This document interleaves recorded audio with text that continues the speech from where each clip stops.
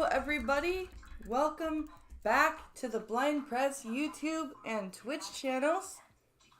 Shut up, computer. I hope you're all having a wonderful day, a wonderful Monday. Here we are, we're ready to get back into the swing of things, and we've got a lot of videos to cover, and it's gonna be a fun day, I think. I've got my coffee here. I've eaten. I went for a 4.29 kilometer walk this morning. So I've gotten my exercise in for the day. And yeah, I've been just doing my thing. Posting videos and hey Ghost Dog, hey Fury Kitten, hey Blake Star. I hope you're all doing well. Shut up. Turn on Do Not Disturb. Okay, Do Not Disturb is now on. There, that's what you could do for me. Then you can shut up. Okay. Let's also pull up Twitch chat. Now that you are live, I know I'm live. Thank you for that. So I'm also going to try to get the clip from the end of my stream last night. I made somebody.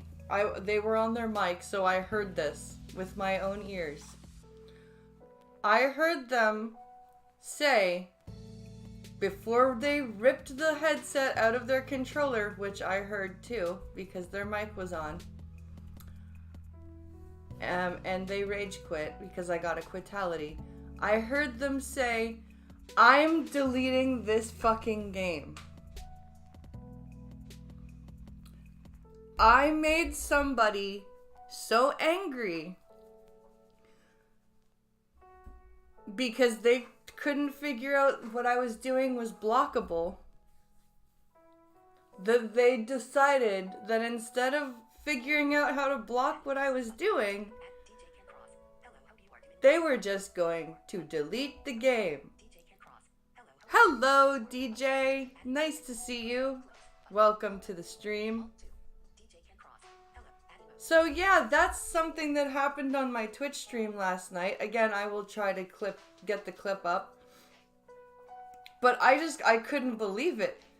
I had never had that has never happened to me before.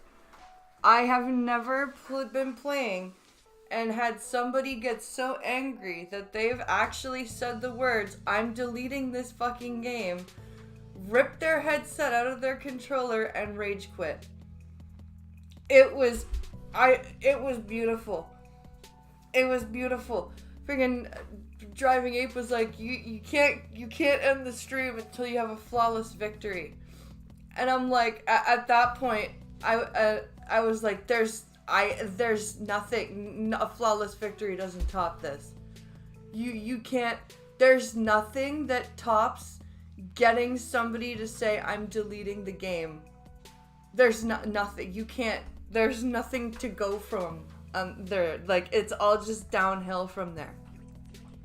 So I was like, that's it. I'm done. I'm not tempting the elder gods anymore. I'm done with the stream for the evening. And I'm done.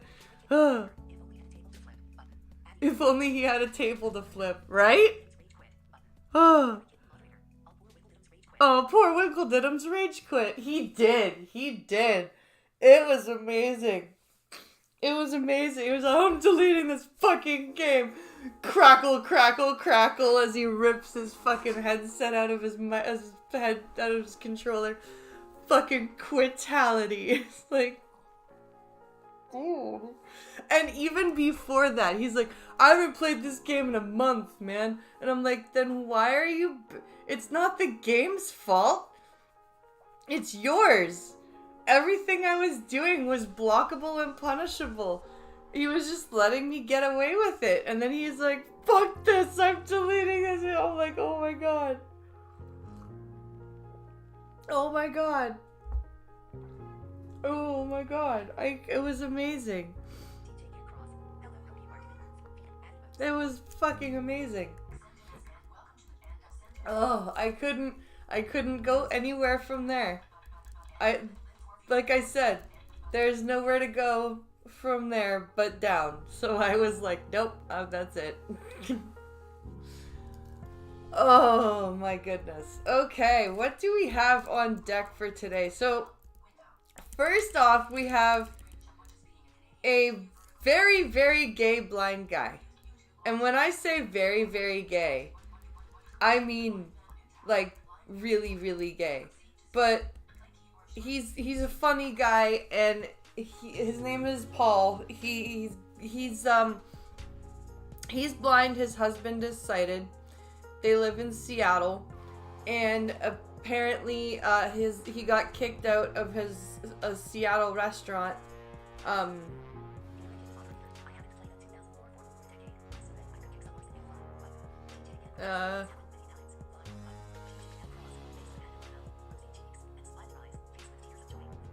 Let's see. It has happened many times. Oh yeah. I haven't played L 2004 in over a decade. I bet I could still kick some ass. No, it's just funny to me, like, just a blind person made somebody rage quit. But yeah, Paul did a viral TikTok about this, but he's gonna tell the full extended story. I'm just gonna skip through the beginning of this. Somebody approaches me, meets at the directions. And so I got to this restaurant. Anxiety to be late, or I run errands. But when I got thing is something I commonly do, by expanded version, let you know what was going on. Here we go.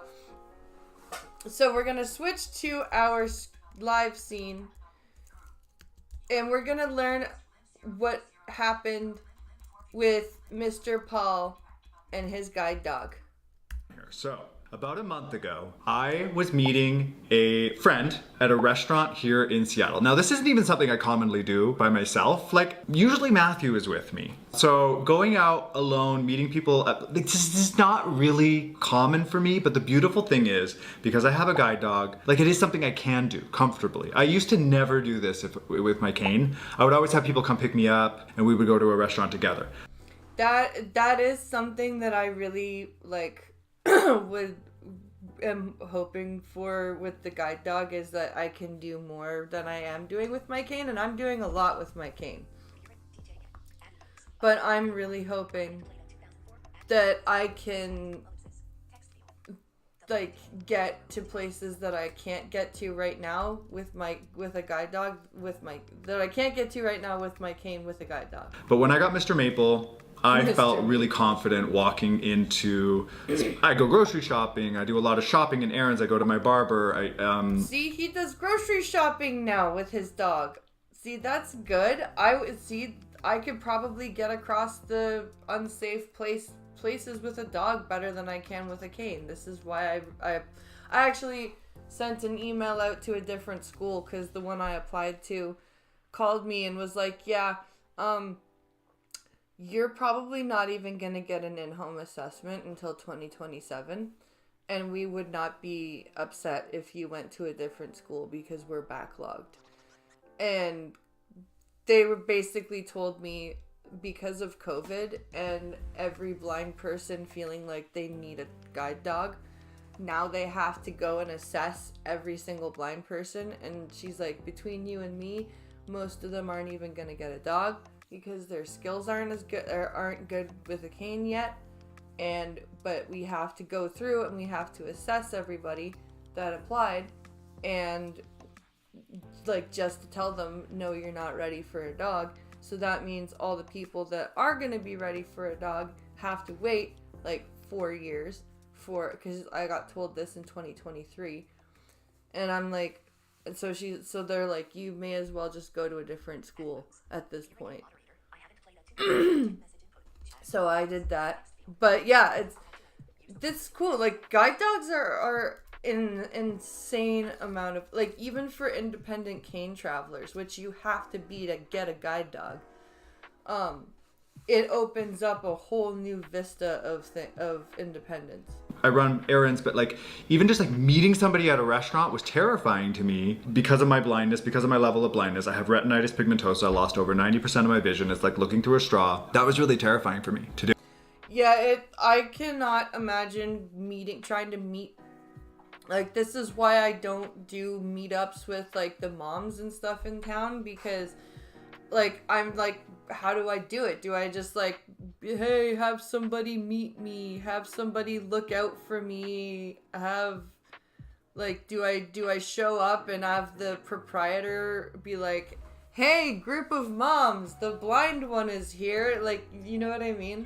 But I have since like overcome that fear because of Mr. Maple, because he can take me anywhere. So I'd never been to this restaurant before. I was meeting my friend, and I'm always early. I don't know, early gang. I hate keeping people waiting. It gives me anxiety to be late. So I am typically planning ahead so much that I'm 10-15 minutes early, and then I'll sit there sometimes and be annoyed that I have to wait so long. And the person is usually like extremely punctual, and I'm like, in my mind I'm like, they're late. But that's okay, that's another thing entirely. So I like to be early, so I got to this restaurant early. I arrive, I walk through the doors, and Maple takes me straight to the door. We've never been to this restaurant before, but I see, this is why I keep wanting a guide dog so bad, because this is true. Guide dogs can literally help you get to places you have never been to before. Whereas when you've got a cane, you're just like wandering around, sweeping your cane back and forth, going, where is the place? Right? It's so different. It's so different. I've witnessed it. It's crazy. I knew the directions. And for anybody who's unaware of like how guide dogs work, like the person handling the guide dog has to know where they're going. Yes. They have to know the turns and everything. A guide dog isn't going to be able to take you to, like, say McDonald's. If you say like, let's go to McDonald's, no. It doesn't know where McDonald's is. You have to know where McDonald's is. But yes, yeah, that is true. You do need to know like where your destination is. The dog just does not intuitively know. The dog is not a GPS system. But if you know where you're going, the dog is able to figure out from there the cues of like, where's the door, guide me through the parking lot, guide me through all the cars, all that stuff. By the way, this restaurant was not McDonald's.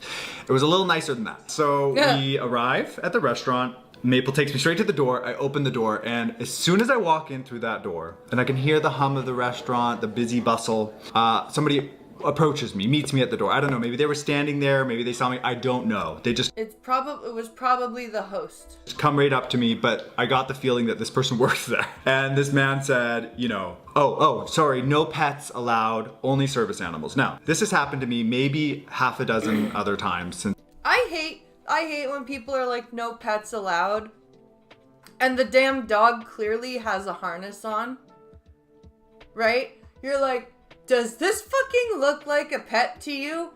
It's got a harness, it's got a vest, it's got a leash. Like, Paul's dog is a certified guide dog. I can't remember what school he got it from, probably Oregon if he's from Seattle. Actually, no, wait, there is a school in Washington as well.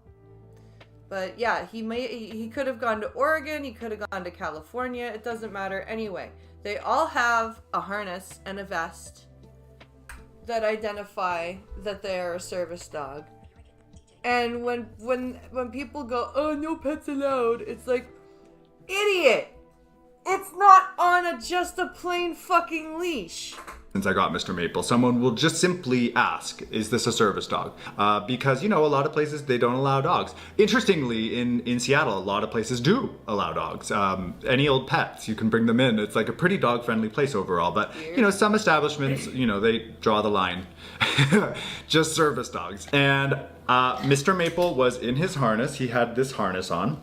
And you can probably tell It says right here on this plate, it actually says guide dogs for the blind right here. Okay, so he went to GDB. That is from... Fuck, they have... No, wait, there's... He went to GDB. Maple, no. Maple, I have your harness. He's like, are we going somewhere? I said, he's a service dog. Actually, he's my guide dog, and I'm blind. Now, Maple's scrambling. Maple's scrambling. The doggy's like, are we working? Are we going to work? Are we going to work now? Yay, let's go to work. Oh, the poor puppy. So I said, I'm blind. And now, bear in mind, I am locking eyes with him when I said this. Because as you know, if you've been following this channel, I have a pinhole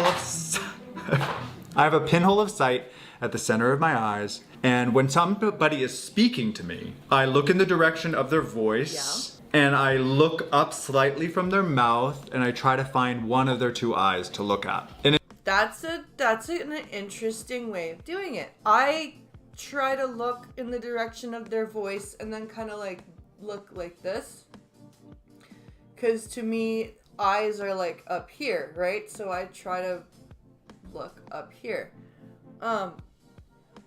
But that's an interesting method of trying to find somebody's eyes. if the light is good, I can do that. If the light is poor, I can't. But this was a bright like it was like 11:30 a.m. It was like in the morning.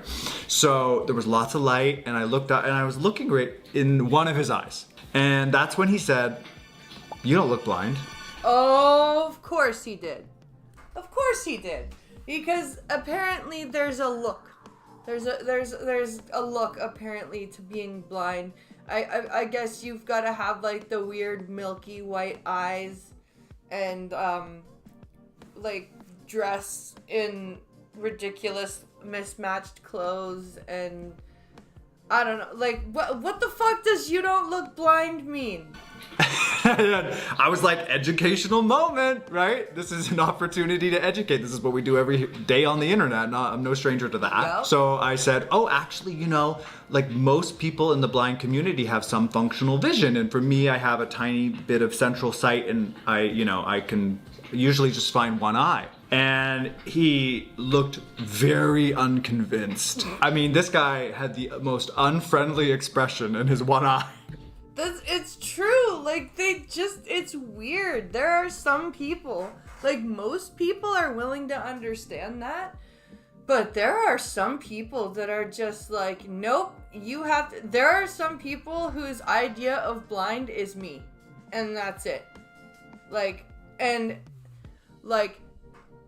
I will say that I am pretty militant about the word blind, because I get a little upset when legally blind people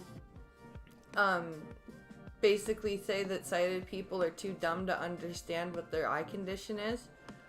That bothers me a lot, because I feel like most sighted people would understand a basic 30-second description, like what Paul just did.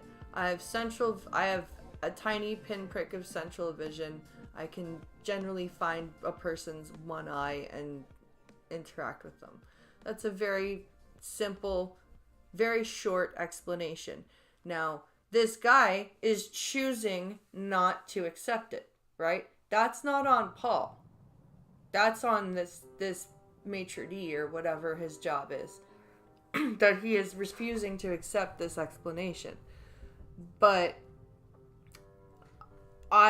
there are some people that are just like, nope, blind is blind, and sighted is sighted, and there's nothing in between. And as much as I hammer home about the small segment of totally blind people within the blind community, I find that type of black and white thinking really does not help.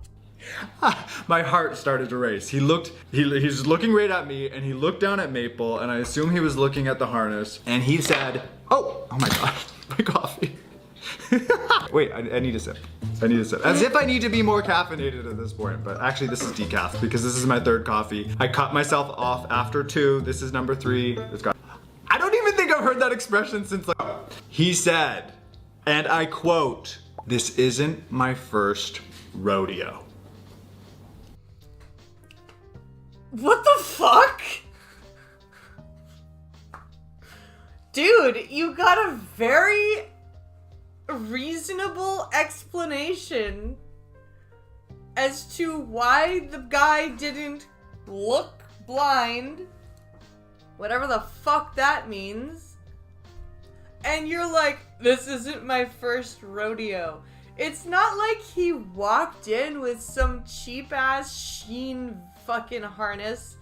Like, those harnesses ain't cheap, and we still get them for free. Like, you're trying to make it an early day? Ah, okay. But it's still, it's like, this isn't my first rodeo. Dude, these harnesses, like, it's obvious when they're fake, okay? Like, come on. I don't even think I've heard that expression since, like, my mom might have said that to me when I was a kid. Like, who? I don't even know. Anyway, he said, this isn't my first rodeo. You're gonna have to go. The dog, you and the dog, you cannot come into the restaurant. At this point, I knew, like, this was a really unfriendly encounter, and I was totally alone. My friend hadn't arrived yet. Matthew's not with me. I said, I can go home. I'm shaking at this point. I can go home and I can come back with his paperwork. I don't even know why that entered my head. It's probably really important to note right now that blind people aren't given a special card that says you have a disability. That doesn't exist in this country.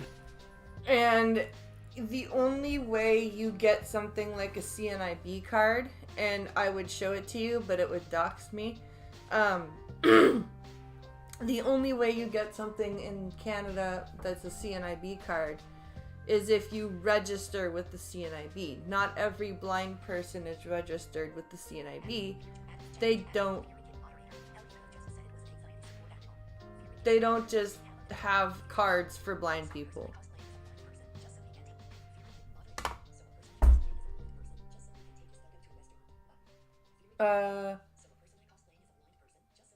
So a person is cosplaying as a blind person just so he can take his doggo into a restaurant. Hell, he could have just said it was an anxiety support animal. Yeah, that's true. When you travel with your service dog, like, I got him from the largest guide dog organization in the country. However, they give you like a little laminated thing that has like some law printed on the back of it. It's like a little ID card, but it's not like an official recognized ID card. It kind of looks, you know, pretty ordinary, like anybody could have made one.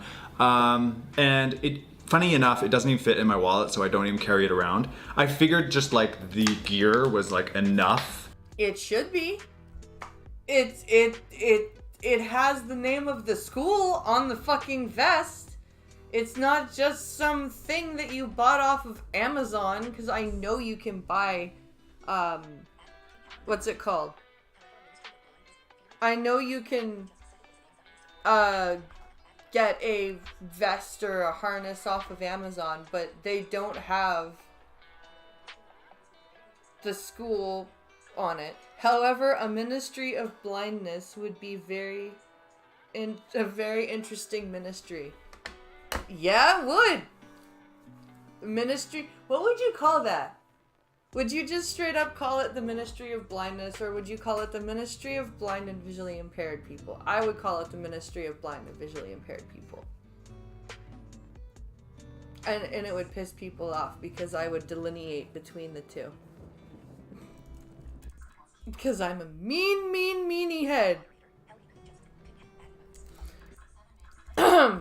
And people just believe that it's a service animal. I've since learned that according to ADA law, like, they can't ask more than that. They can ask if it's a service dog, and they can ask what duties that dog provides. Maple's having a great time over there, by the way. That's true. Even in Canada, you can't, like, you can say what service is your dog providing you.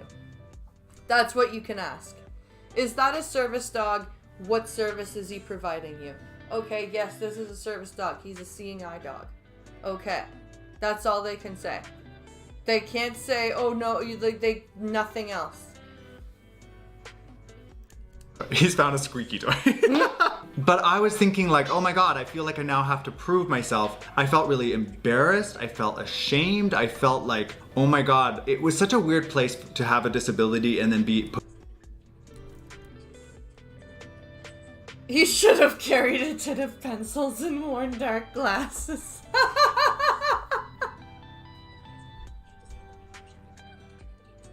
Hate to say it, but maybe there should be a mark on ID to indicate disability.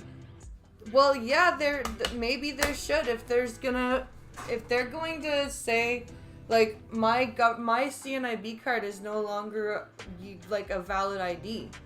I'm just keeping it because I want to be able to fish, and the fishing and wildlife are still accepting CNIB cards as fishing license. So that's the only reason I'm keeping my CNIB card. That and like train, like if I want to take an in-country train or plane trip with Pincalo and I use my CNIB card, he gets half price tickets. So like those are like the only two reasons I'm keeping my CNIB card. The rest of it I have to use my provincial ID. And there should be an ID mark. Or a disability mark, sorry.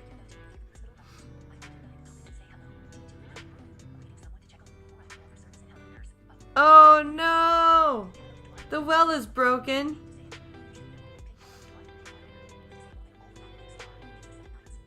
The disabled are all for that. It's the sight nights. It is, and I love that term, honey.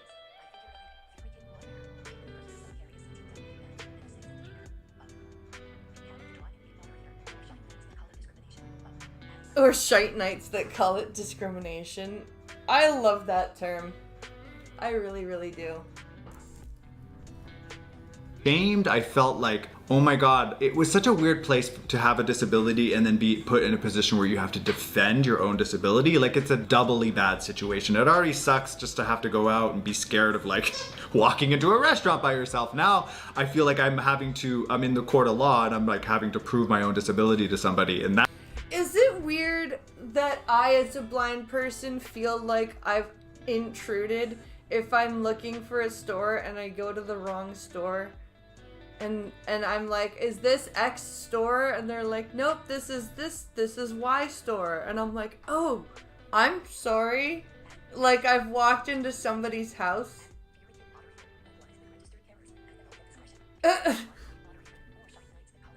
That's a crappy feeling too.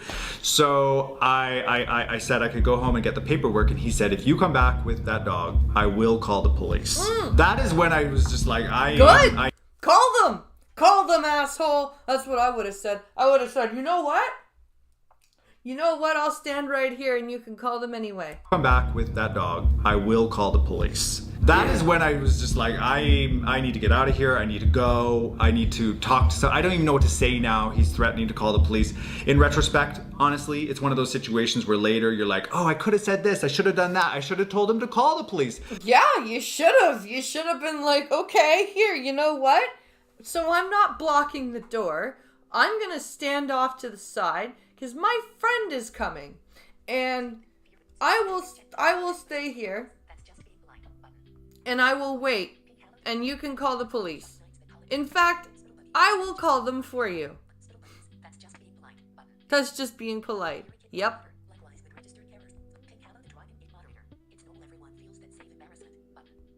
It's normal, everyone feels that same embarrassment. Oh, okay. I thought I was weird. I honestly feel like when I mess up a store and I walk in, I feel like I've like entered somebody's home and I'm like, oh fuck, no, I've broken into someone's house. Meanwhile, it's a public store. Oh my god, I'm so weird. The police would have been on my side. Like, all of those thoughts came to me later. At this point, I was so overwhelmed by the situation. I just wanted me and Maple out of that. I actually ended up going straight home. I called my friend. I said, we're gonna have to reschedule. I was just so shook by the whole situation.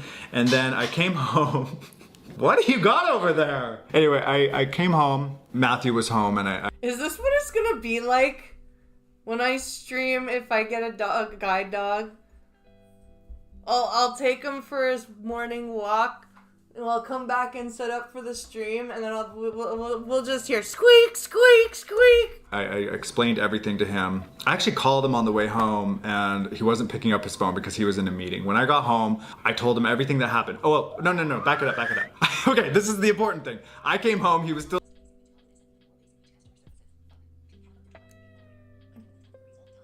I do it with deliveries all the time. Oh. in his meeting, and I made that video. The video that went viral. I just recorded it raw, all of my emotions. And in that video that I made, I named the restaurant. I called them out. Good. Anyway, put that aside. I told Matthew the whole thing. He's like, well, we need to call the restaurant. We need to speak to the manager. Was that the manager? I had no idea. I don't. That's what Pink Hollow would have been like. Where's that? Where? What restaurant? What the fuck? You know what I mean? He would have been like, did you do this? Did you say this? Did you do...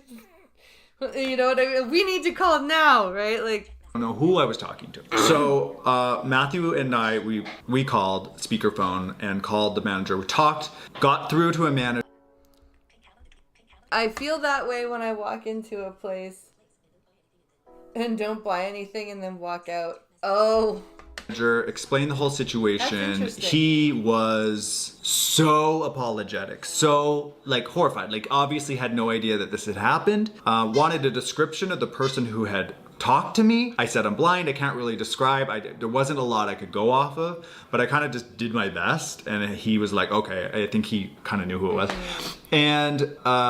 And then he said, could you come into the restaurant? I'd love to meet with you. And I said, like, I'm really hesitant to do that. Like, that's not something I'm super comfortable with after what just happened. He said, would you please come by this evening? That employee will not be here. I'd love to talk to you in person. Well, at least the manager was, like, apologetic, right? Because I've heard so many times where management will back up the staff member and be like, no, fuck you, blind person with your obvious service animal. You know what I mean?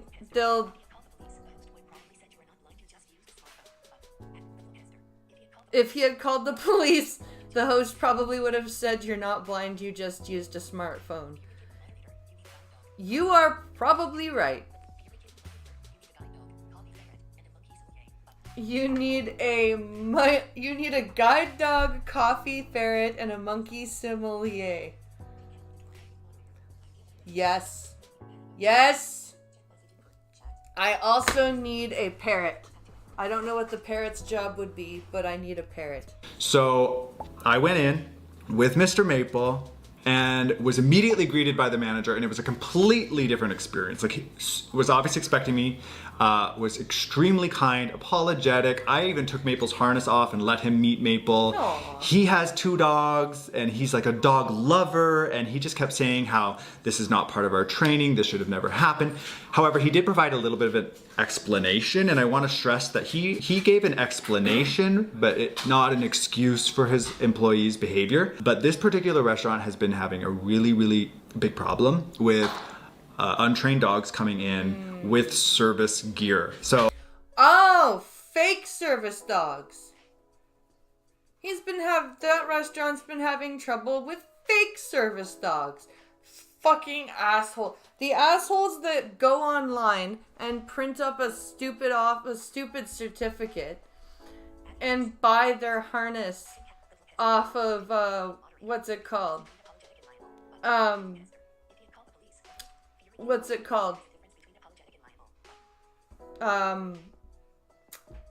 Shit. Shit! I just lost my complete train of thought. There's a difference between apologetic and liable. Yes.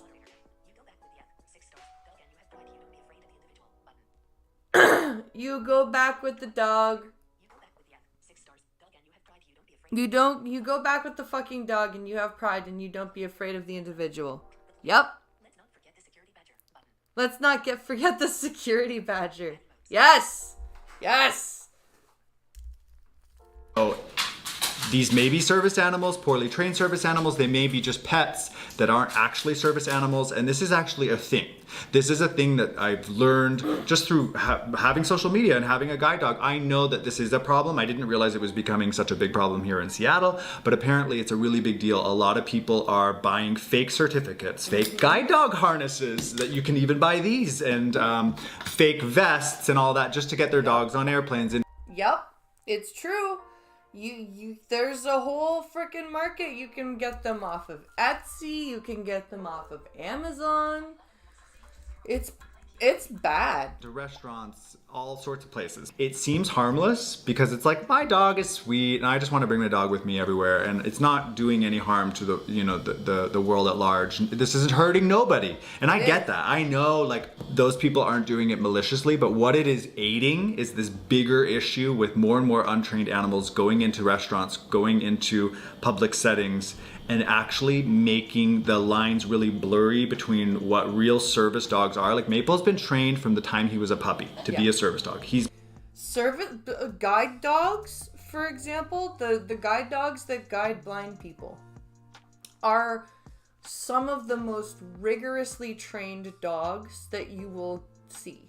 It takes, from being a puppy, it takes a year of specialized socialization as a puppy. Like the puppy raisers get a like special puppy vest that says that they're allowed to be inside places, and they take them everywhere and they socialize them to people and other animals and crowds and everything. And then once they're done that for a year, they go to guide dog school for 18 months. By the time you get a guide dog out of school and everything, they're already about 2 years old. That is how much training a guide dog gets. They're about 2.5 years old by the time that you actually get the dog. Yeah, Amazon.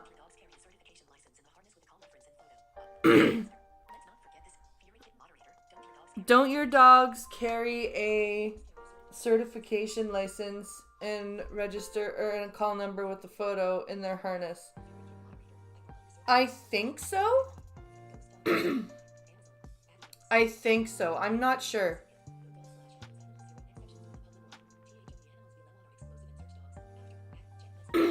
I'll let you guys know because it's gonna take a bit for the application. Lived his whole life to be a service animal.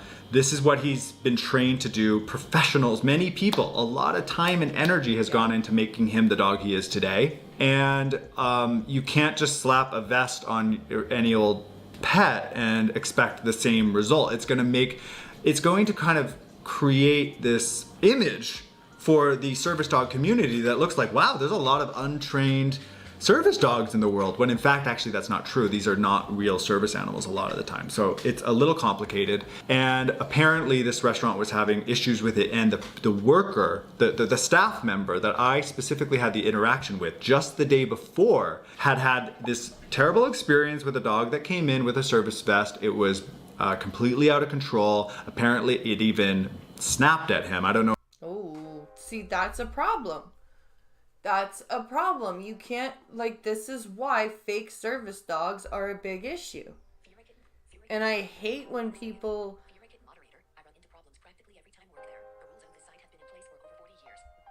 like the people that have these fake dogs, the fake service dogs, all they care about is, oh, me, my dog, my dog, my dog.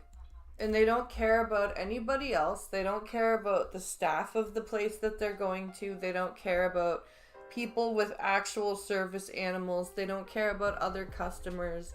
All they care about is, I want to take my dog with me. I don't know if it actually bit him or what, but it was an aggressive dog. And I don't know if the dog, I actually feel bad for the dog. The dog probably shouldn't have been in this setting, and the owner was taking the dog into that setting, and It was a situation that escalated to the point where everybody had to be removed. They were in the middle of their meal. This is what I was told, okay?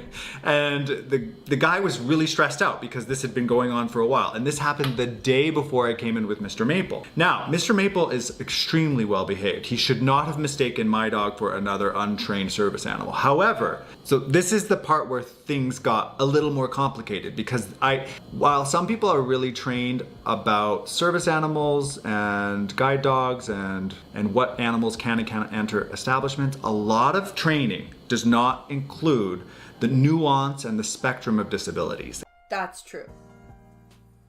That is true. They will teach you to recognize somebody like me, but they won't teach you to recognize somebody that might have still a little bit of vision. Or they'll teach you to recognize somebody that's like completely deaf. Or somebody that's in a wheelchair. But they may not teach you to recognize the person that needs the wheelchair some days and needs like a cane other days. Or the person that that needs that can drive during the day, but at night they can't see freaking right, like they can't see like this, right? Or they may not recognize that somebody, like, if there are so many different ways you can be disabled, like, also with, you can even order them directly from the supplier without any verification. That's the more important thing. Oh, that's scary. They don't understand that the dog isn't a pet, it's a fucking tool. Yeah.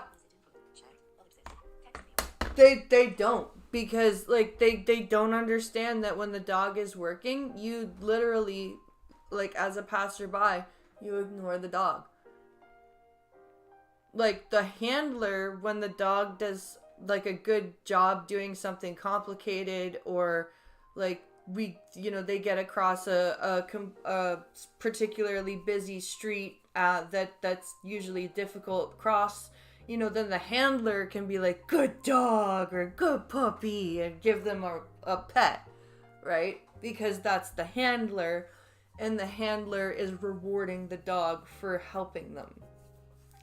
But a random person cannot just walk up to the dog while they're working and do that. And this person, because I was making eye contact with him, believed I was lying about my disability. And because he thought I was lying about my disability, then obviously he thought I was lying about having a real guide dog. Like, CNI dogs. Really?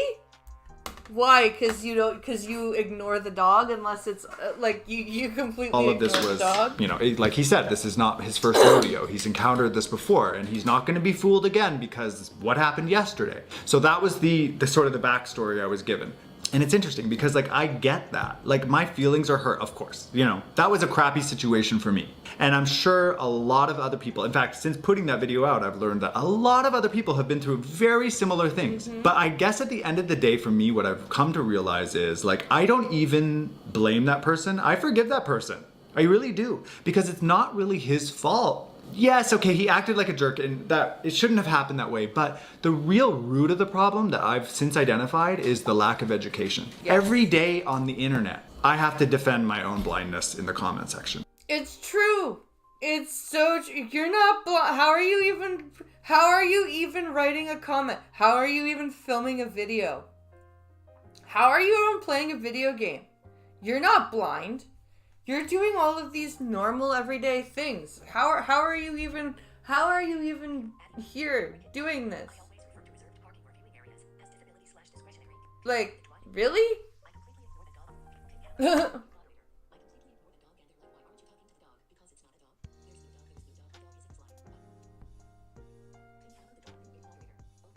I completely ignore the dog.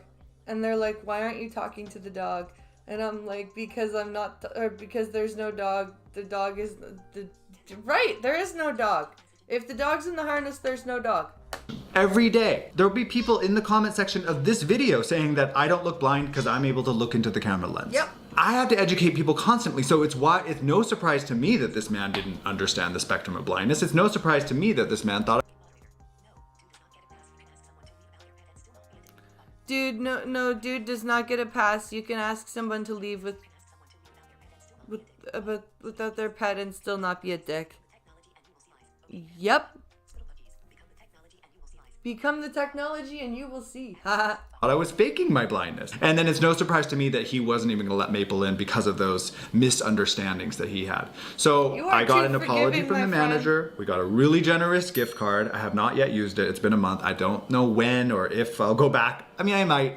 I'm not ready. And I even received an apology from that particular employee via an email. I haven't spoken to him personally, and he was very apologetic. And I've been asked, I'm not exaggerating, maybe 10,000 times for the name of the restaurant. Everybody in the comment section of every video, every person I've encountered wants the name of the restaurant. And like I said, I included the name of the restaurant in the first video I posted, but it was because of Matthew's urging that we give the management a chance. He said, let's edit that out. Let's just take that out. Let's talk to them first. And I have to say, I am so grateful for Matthew's good advice. Yeah.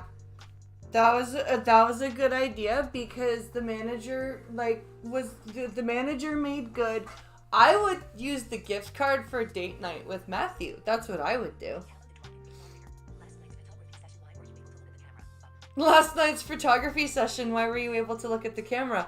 Oh, yeah. Every time I do the photography sessions with Pinkalo, his camera makes a little beeping noise and a little zzz when it's focusing. So I listen for that sound and I just point my face at that sound. And I learned to do that from my uncle. My uncle was a photographer and his cameras all did that. His film cameras did that. And then when he got his digital camera, it did that. So I learned to listen for the focusing sound of the camera and just look in that direction. Because what I've since learned was that there was a restaurant a couple hours south of Seattle a few years back that had a similar situation, except that the person who was blind and had their guide dog, he filmed the whole encounter. Of course he did. And he was basically asked to leave this restaurant. He posted that video online naming the restaurant, and the restaurant was shut down for 3 months. Everybody lost their jobs. Every server, every cook, all of them. All these innocent people that had nothing to do with it, they all lost their jobs. The restaurant was shut down because of one server's actions. And then when it came back, it was boycotted so badly that they had to sell the restaurant. That is absolutely terrible. I wonder how they deal with photophobia, day blindness, and retina bleaching. Ooh, I don't know. I really don't know.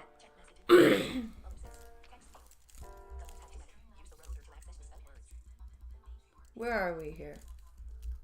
Then they sold it to a new owner. And to this day, it's still boycotted. It still has a 1 star on Yelp reviews. I think it's then since shut down again, because of this one incident. And it's everybody's right to call them out. And the person was sued. They got $11,000. I've since learned that that's what you can get out of these situations. You can sue and get $11,000. I think that's about the precedence. And I thought to myself, I could get $11,000 out of this, I guess, if I want, but I'm gonna ruin all these other people's lives at the same time. I'm gonna upend this whole situation. And then I talked to the management, and just because of the sincerity of the apology and the promise that the training was gonna get better, I really am so grateful that I did not name the restaurant. And I will never actually publicly name the restaurant because I don't want anything bad to happen. I feel strongly that the purpose of this event was an opportunity to educate.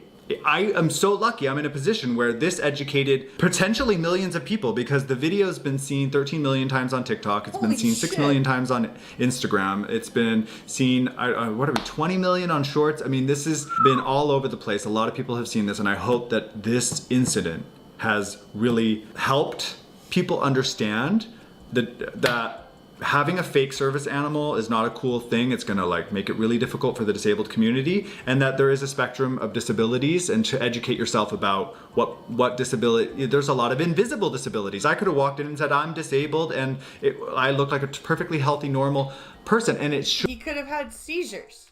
What if he had seizures and he had a seizure dog? Like, seriously, like, those are a thing. The dogs that are trained to recognize seizures, those are absolutely a thing. Shouldn't be up to that person to try to figure out what exactly is wrong with you. If you say you have a disability and you need a service dog, then that's it. That's the end of the conversation. And yes, they can ask, well, what does it do? Specifically, what are the tasks your dog does? They are allowed to ask that. They can't ask about your disability, but what is the dog going to do? In my case, of course, my guide dog guides me. So that's it. That's the story. I don't know. If you have any more questions, if I left anything out at all, ask me down below. I will try to answer. And if you actually made it to the end of the video, let's drop the guide dog emoji. I particularly love that one. He's got. Well, I can't get to the emojis and sorry, Matthew, or Paul, not Matthew. Sorry, Paul. So I'm glad I watched the whole video. I'm very glad I watched the whole video.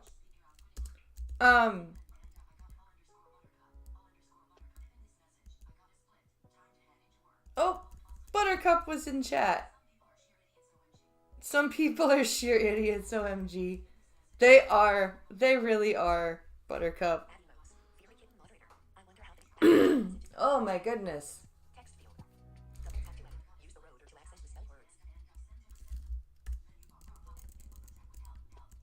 But yeah, it's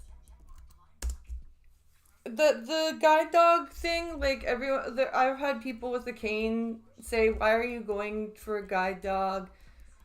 All these denials and everything that happen, it's not worth it. And I'm like, nah, you know what? I'd rather deal with that than like have to have a cane for much longer, because there are so much more pros to a guide dog than cons. All right. Let's do a bit of a stand up and stretch.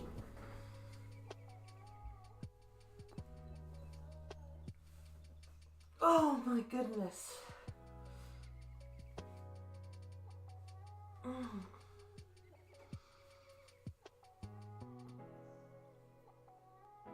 Holy moly cow.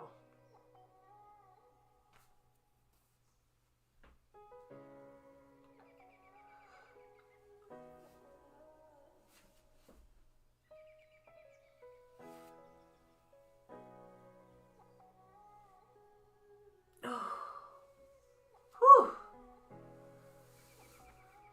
Lots of stretching. Oh my goodness.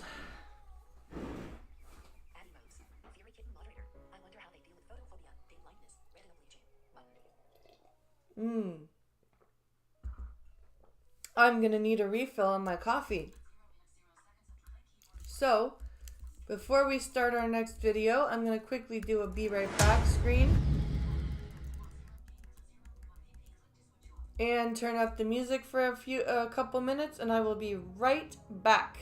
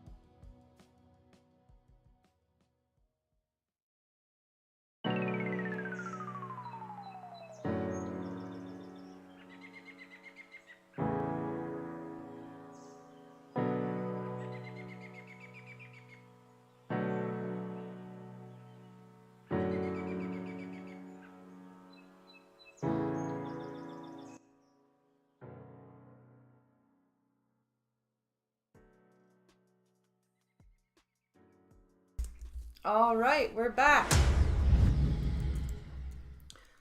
I have been recaffeinated.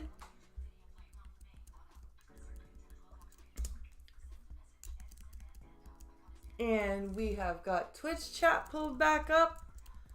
All right. Let's learn about the Disney adult's disgusting secret, shall we? I have no idea what it's gonna be. But let's learn. Welcome back to the Papa Meat channel. Shit. It would help if I put it on the live screen. Okay.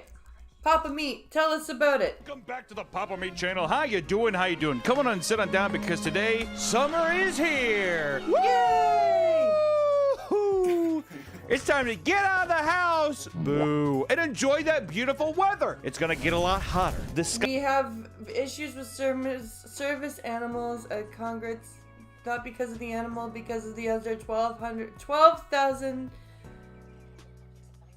Oh, we have had fun conflicts at fireworks displays.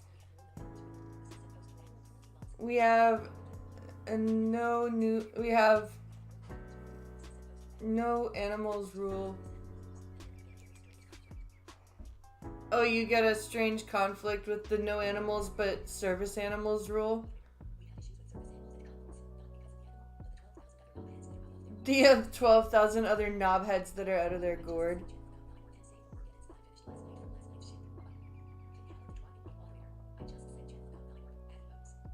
You just sent... Okay.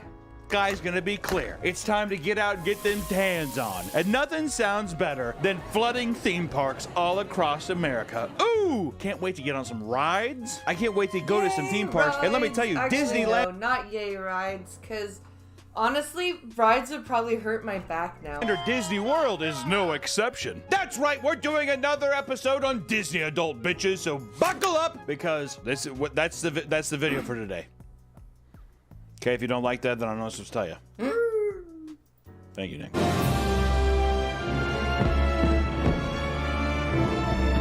For those of you who have never had the pleasure of encountering a Disney adult or have never seen a video on Disney adults, you should consider yourself lucky. Okay, good. I feel lucky. Actually, no, that's not true. My stepmother was a Disney adult. She had all the every Disney movie, every single Disney movie she had to have. Even if she didn't like it, she had to have it because it was a Disney movie. It was weird. Disney adults are people who are obsessed with Disney and make it their entire personality, which people argue that it's people who are stuck in a childlike mentality. I am a Disney adult. I'm no stranger to feeling sad for days at a time and barely being able to make it out of bed, or feeling so anxious and overstimulated just by going outside that I feel nauseous and get to the verge of passing out. Wait, that doesn't sound like a Disney adult. That sounds like you're agoraphobic. That's what that sounds like. My brother is a Disney adult. In fact, he still works at Walt Disneyland. Oh, that poor bastard. By going outside, it causes you to black out, nausea and vomit and stuff. My parents raised me on Disneyland. Every day is a challenge, and we're all just trying to get through it as much as we can. This is just how I cope, so I sometimes get really sad when people make fun of me for it. This is depressing. I sometimes get really sad when people make fun of me for being obsessed with things that are made for children as a grown adult. Well, then don't be obsessed with things that are meant for children when you're a grown adult. Happy World Mental Health Day coming from a Disney adult. You know, here's the thing. Today's video is sponsored by Factor. Are you looking to eat healthier but don't have the time? Well, Factor is here for you.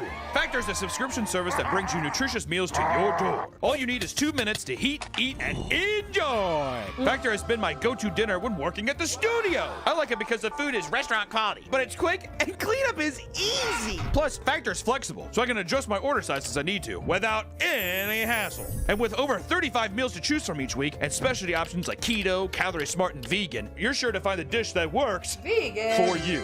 During the week, it's hard to keep up with everything. So skip the grocery store lines, the hassle of making everything, having to go and get the groceries yourself, and just get Factor. Head to Factor 70. That sounds like a Disney child that has overheated with too much candy floss.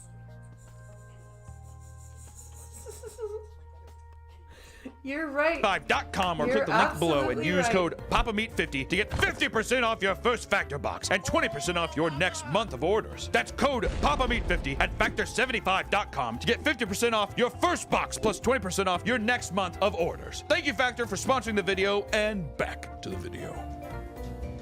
I've said a lot of negative things in this channel, mostly about myself, Nick. And I think if you have a passion in your life, that's completely fine. But at the same time, you can't get upset when people poke fun at you for having an eccentric passion, all right? No. Like, you really can't. If you like to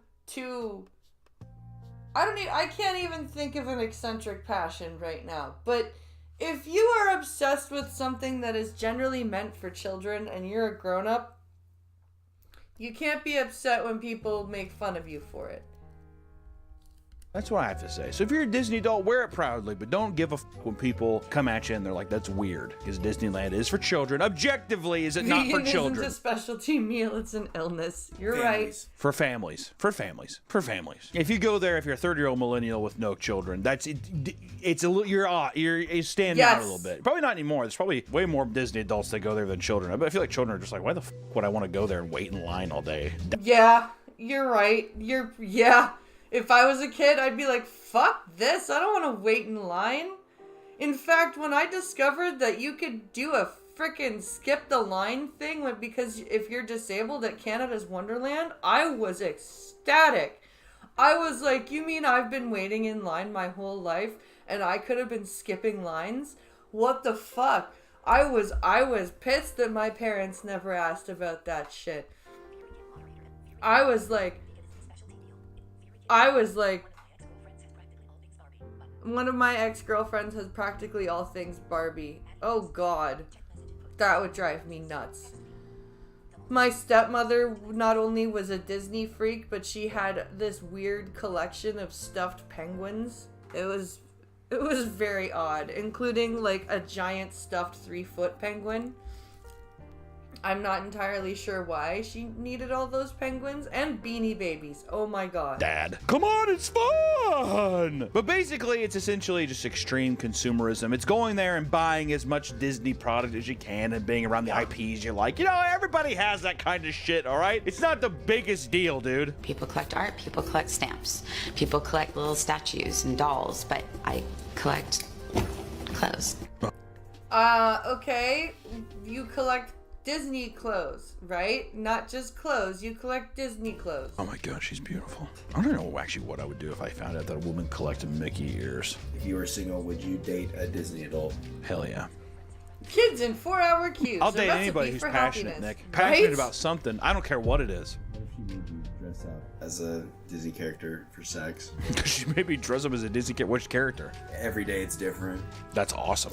She already has the outfits ready? Yeah, that'd be awesome. Why not? Do I gotta be Buzz Lightyear? Clapping some cheeks, some Disney cheeks? Wait, she dresses up in a Disney character every other day. People also say Disney adults are entitled, right? They're emotional. I mean, you look at some of these things of people crying when they see the Disney castle. My God! I might actually puke. Get back a little. I might puke. Stay back. Because it's a safe space for these people. Why would they throw up if they saw the Disney castle? I'm confused. But all in all, I think the biggest criticism is that they're just a bit obnoxious. Usually it's millennial core humor trickled in with weird boomer humor type stuff, and it's just odd. And then the whole thing is it's like we're quirky. It's disgusting. I really don't know how else I'm supposed to say it. It's just kind of gross. Disney adults, they're not impervious to the rules that Disneyland or Disney World has set in place, which Disney World does have some very strict rules. And today we're talking about one rule that was broken that made people go absolutely banana sandwich, and it started a new cavalcade of crazy shit. But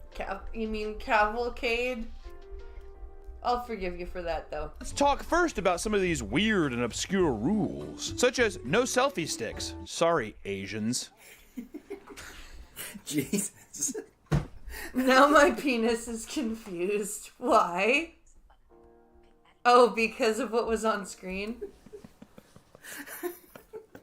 Asian tourists with their cameras is insane. That did come off really racist, and I apologize for that. Who's editing this? Jono. Okay, we're good. Which one guest raised a selfie stick on a ride and it triggered a sensor that is designed to alert the employees if a guest is standing up. Wait, so it's what? on a ride and it triggered. Jono. Okay, we're good.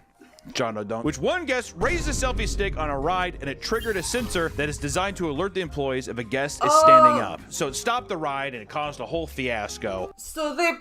Oh, what a fucking idiot. They put up their selfie stick and it triggered the some idiot is standing up sensor. So the ride got shut down. Oh my god. That would piss me off. And that only led on to other horrible shit. Also, just as general safety concern, if a stick falls off a ride, it just hurts other guests. If you're on a fucking big ass ride and someone's like, right, slips out of your hand. Uh-oh, there goes someone's. Fun question. If your girlfriend is in her 20s and she dresses up as a Disney princess, isn't that a bad thing? Yeah? Well, we all know that Daisy Duck takes it up the arse. Oh god! But yes, honey, if your 20-something girlfriend is dressing up as a minor child princess, as a fantasy fetish, yes. You probably couldn't die from that, could you? You think so? It fell off the Matterhorn and it was spinning right into a newborn's head. Yeah. A newborn's soft head, a newborn's clay-like head. Just right in the fucking temple of a tiny child. Another big rule is no wrapped gifts. I mean, dude, use your head, dude. No wrapped gifts, because you can be like, well, I want to wrap this and give it to someone as a present. What if it's a bomb? A bomb? An airport? Yeah, I hope. Yes, one of those secret Disney gift bombs. Those Mickey Mouse teddy bear bombs. Or those Donald Duck statue bombs. Oh, no, it's the classic Disney character piggy bank bomb. That's what it is. Hope my bag doesn't explode! But it could also be used to smuggle weapons or drugs into Disneyland. And that, my friend, is no bueno. I mean, it'd be funny, but it'd be no bueno. My favorite Does rule, though, Ripley now is count no as a Disney scattering of princess? ashes. The amount of people who have died on their deathbed been like, put my ashes in Disney Park, please. What would you do if your mom was like, spread my ashes at Disneyland? Okay. And then... Oh god. Yeah, how many people have done that?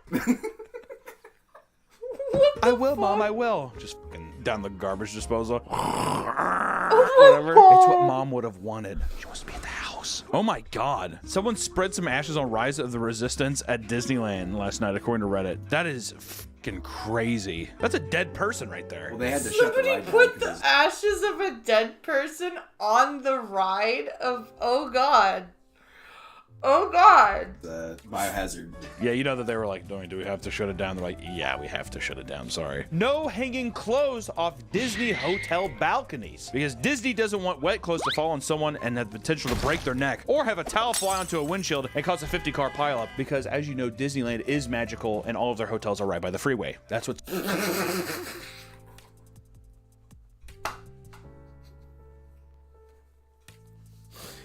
Oh god. Okay, well, first of all, that's why there are towel racks in the rooms, and unless Disneyland is like some weird ghetto hotel and doesn't provide you any towel racks or places to hang your clothes.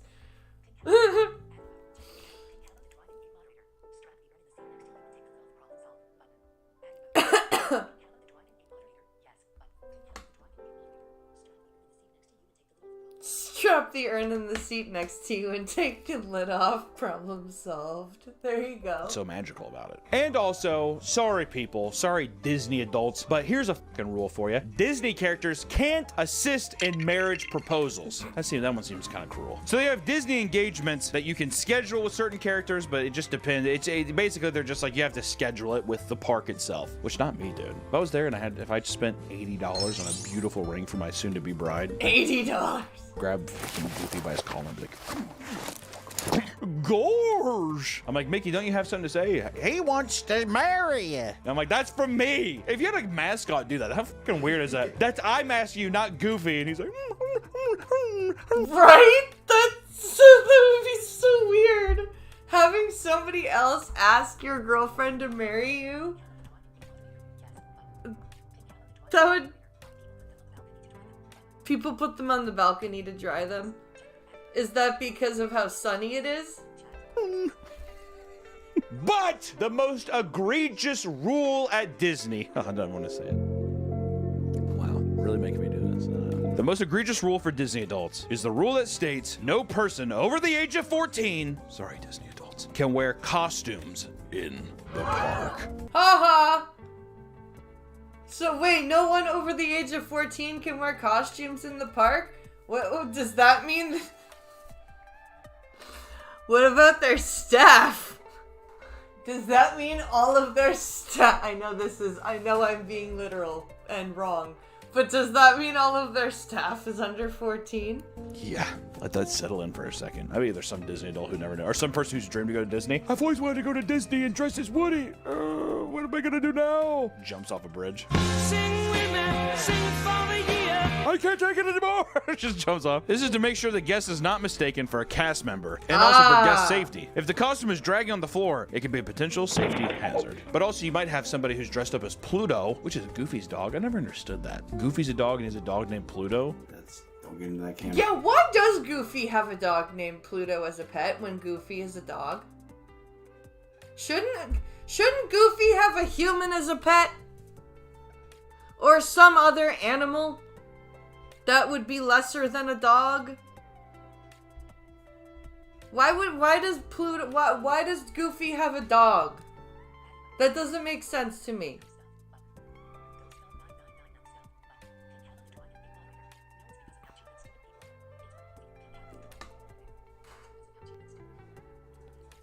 No, it's because of how cheap and stupid people are. It's windy as all hell.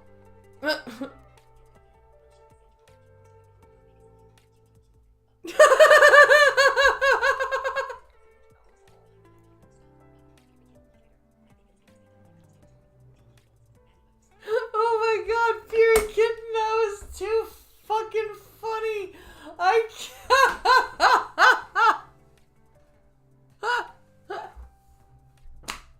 Your Goofy comment, holy shit.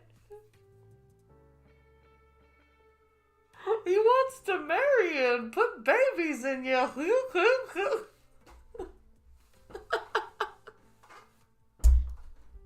I don't want to get in that camera. If Pluto came up and he's just like, I'm Pluto! And a person's just like, oh, hi, Pluto. He's like, why don't you come over? Goofy is not a dog. Goofy is a cow.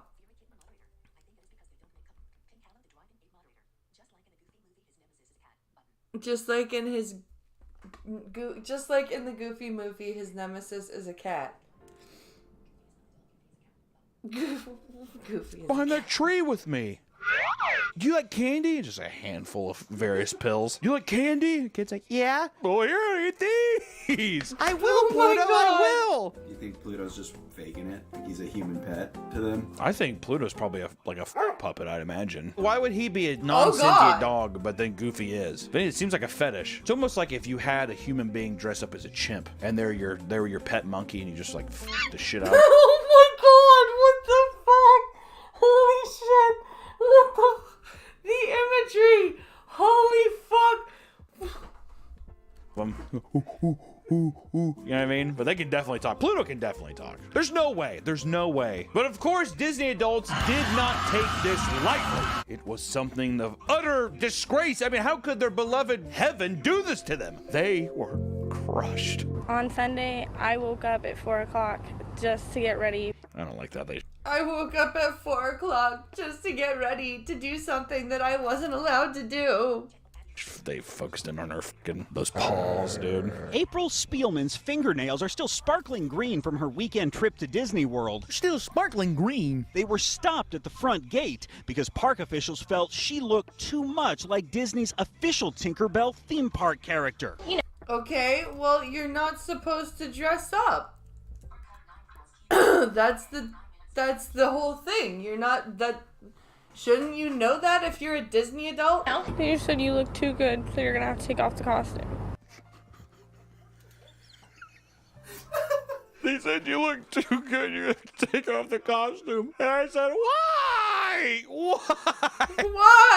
Why, Gary? Why? Adult costumes are clothing that can be viewed as representative of... Well, yeah. That's just waiting for chaos to happen. What if every guest, what if 90% of guests had costumes on? You wouldn't know. People could, like, have somebody put them in a costume and take them. You wouldn't know. The person's like, ah! But it's just a mask that's just like... So you had no idea? They were talking about how little girls, it ruins their dreams, but it ruined my dream because I just wanted to be Tinkerbell. I just wanted to be Tinkerbell. I'm a grown-up and I'm gonna act like a little girl. All right, I felt bad at first, but then that made me want to be like, okay, dude, let's come on. It ruined a little girl's dream, but my dream of being Tinkerbell. They are literally causing a scene at the park. Take a picture with you guys. Those are all adults. This is actually just proving Disney's point of like why you can't show up, because you have tons of people being like, can I take a picture with my daughter? Let's take a picture. And also the whole time she's just like, oh my god, I'm not a Disney princess, even though I look just like one. This is that. Oh my god, this is and you know that they're like, this is so annoying. Oh my god, it's so annoying, but I love the attention. It's so annoying. my dream. Is it going to turn down all you plebeians, all you fucking weirdos? There's got to be a power trip to that too. Oh yeah. No, sorry, I can't do it. I'm not really a princess. I know I look like one. I'm as dainty and as perfect as a princess as you think, but I'm not actually one. Right? This is exactly what it would be. It's exactly what it would be.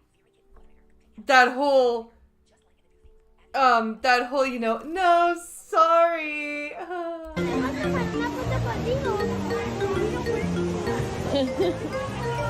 She doesn't even talk to the Spanish child. The child speaking Spanish, she just dips her head and runs. Oh my god. Spanish child. That's the child horrible. speaking Spanish, she just dips her head and runs.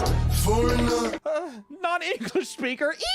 Runs off. This is what they're talking about. Causes a whole scene at the park. Now people are all confused because they're just like, wait, what? It causes too much of a commotion. But hope grew, ladies and gentlemen. Don't you feel too bad for the Disney adults, as I'm sure all of you are right now. Don't feel too bad, because hope did grow as people looked at the rules with a magnifying glass and found a way to circumvent this travesty.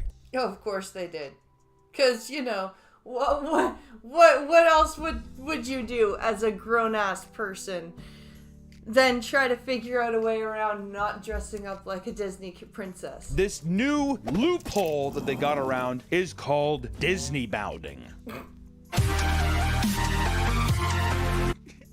Disney bounding is when you dress up in regular clothes to look like a particular Disney character. You know, wearing clothes and hats that match the color scheme of particular characters. You know, if you wanted to be Gaston, you probably have like a red shirt and maybe some yoga pants and a big old dick between those legs. Or if you wanted to be Tinkerbell, at this point you would wear maybe a green shirt with a green skirt. There's Tinkerbell.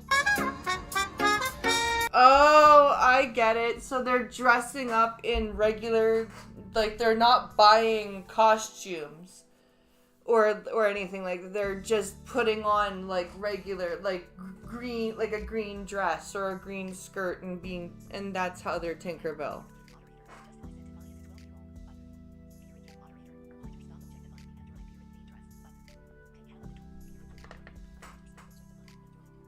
Mind you, stop objectifying me after I appear in themed dress. Yeah, right?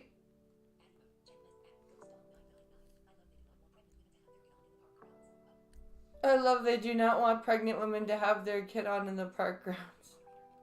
Really? Bro, you hot! Oh, and he's got that knapsack on him. AI will never be able to replicate this. I just want to say, I don't know, the modeling world has ruined people showing off their outfits now. Especially like a guy, he has this like hat on and he's sitting there and he's like, I just wanna get high on my lover. He's dressed like a fucking 7-year-old, looks like a small British boy, like Tiny Tim. Nothing is stop us now. A small British boy. We're gonna make it happen. What is this song? Wait, I gotta hear it again. This was like, where the birds of the bees sing. Nothing can stop us now. Nothing can stop us now.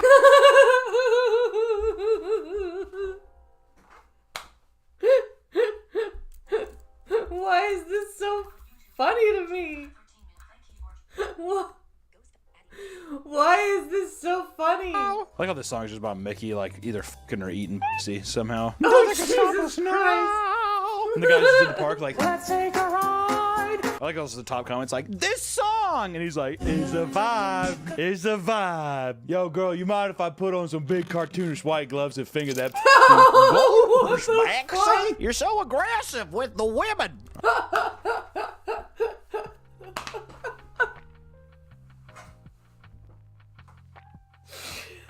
Holy shit, this is too funny. Because they get a lifetime pass to the park. That's hilarious. That's hilarious. So if their kid's born at Disney, they get a lifetime pass? That's funny. All right. With Disney bounding, now Disney adults can live out their wildest fantasies and dress as their favorite character as long as it's normal clothes. But what is normal? Ugh, normal clothes. My Jedi robes normal. Well, is my lightsaber normal? Because I wear that every day also. Disney adults anger some online after they invent Disney bounding to avoid costume ban. My personal hell is what a quote says.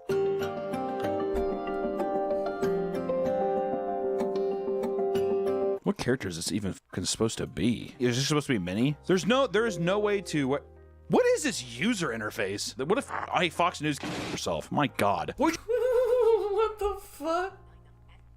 It's just weird to me because here's the thing. People like to play pretend all the time. Who doesn't like to play pretend? But to me, it's like the obsession, the fascination to just have to skirt around this one rule that you simply cannot enjoy the park without, like, you know, I really got one. Especially when they're it feels all so like weird to me. adult. Doesn't it feel weird? You have to just go against this rule. If I don't show up as the Mad Hatter, then I don't know what. I can't go to the park if I'm not the Mad Hatter. I just refuse. I can't do it, Mom.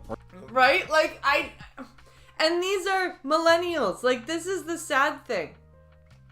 This is my generation of people doing this shit, and it sucks. Or Denise, whatever your wife's name is. What do you think? The guy cosplayed as the Mad Hatter. What do you think his wife's name is? Cheryl. God, Cheryl is a bad name, isn't it? Cheryl. What a bad name. You know what's weird, though? Don't mind Carol. Why is that, Nick? The shh. Yeah, that's what she's doing. Hey, Hunter. Shit, my name's Cheryl. Cheryl. Like a giant Mad Hatter hat on. I'm like, you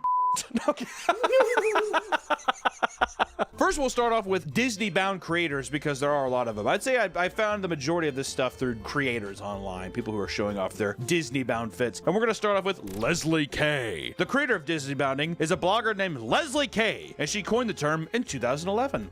Disney bounding has been around since 2011. Holy shit. I thought this was something that came out in, like, I don't know, the last 3 or 4 years. Nope.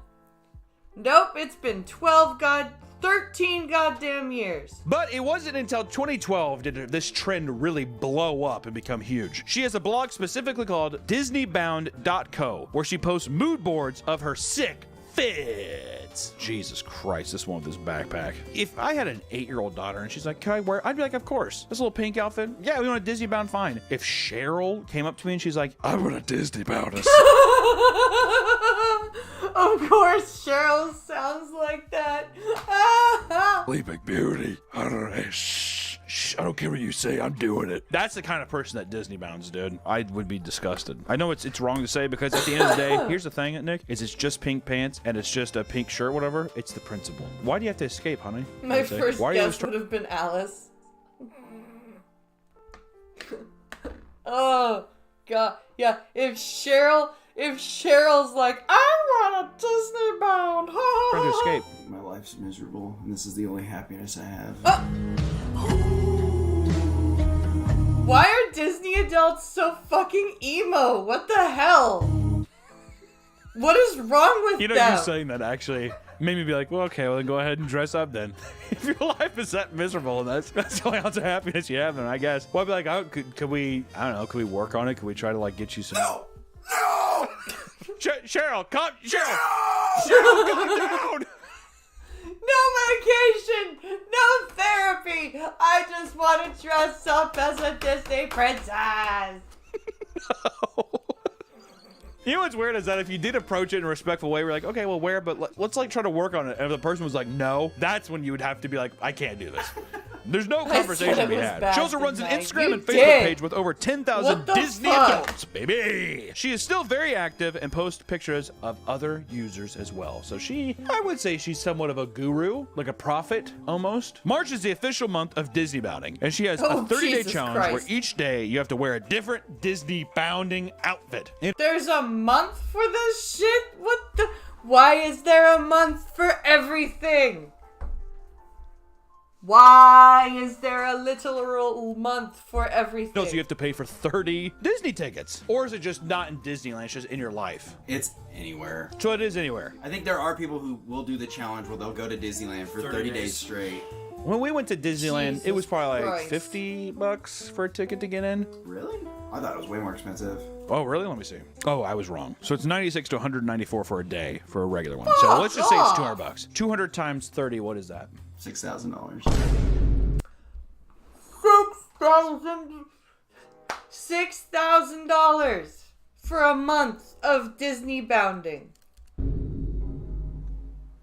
$6,000 people paid. That's 30 different outfits they're paying as well. It's a lot. But there's also Dear and Darling, which they're big on Instagram and TikTok. Dear and Darling are a middle-aged married couple consisting of a wife and her husband. Let's see what Dear has to say about Disney bounding. I define Disney bounding as dressing in regular clothes that allude to a character. I really don't like the word allude there. Wearing regular clothes that allude to Disney characters. I don't know what it is, but allude feels so dirty there. We're alluding to this. She's like immediately in blackface. Dear, no, no. One of the top comments, is this healthy? Is this healthy? Yeah. No. No, it is not. No, it is not, and they should all stop. That Disney photo, that Mickey and Minnie photo, that should be illegal. I mean, dude, come on. But a lot of people enjoy celebrating these beloved Disney characters by dressing in clothes that emulate that character. I really hate the idea of celebrating. What's the difference between allude to and emulate? If you're dressing in normal clothes... If you're wearing normal clothes and you're trying to depict a character, the clothes have to emulate the character, otherwise you're not going to understand what it is. So you're not alluding, you're emulating. You can't... What the...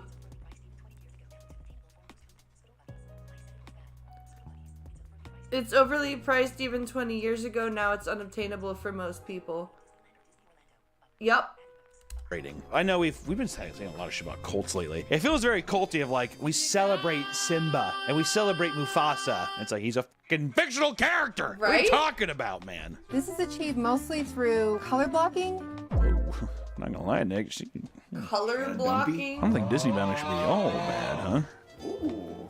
Whoa there. Hey, ho, ho.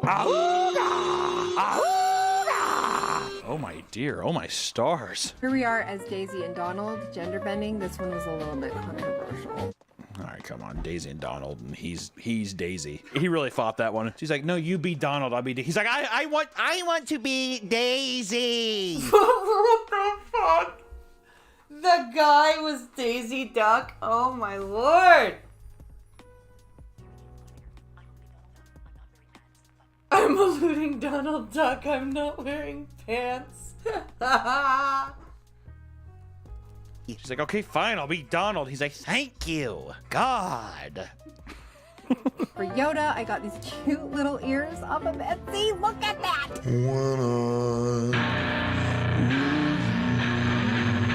The kids are just like watching kick streamers and stuff, and they're just like, why the f do I have to go to Disneyland, dude? I just want to watch a guy play blackjack for 7 hours. You Disney bounded before. Yeah, the Renaissance Festival? Yeah, I was a giant baby Yoda, which it was supposed to be ironic, though, dude. You had fun. No. You had a good time. No, I didn't. I was hot the entire time. I walked around like a baby. I didn't like it. I was green. I didn't like being green the whole time. See, I'm with you. There was this time where we were supposed to go to Disneyland. Or was it Disney World? It was Disney something. My ex-stepdad promised his his first daughter, his oldest daughter, that he was going to take us to Disney somewhere. And I was like 11 at the time.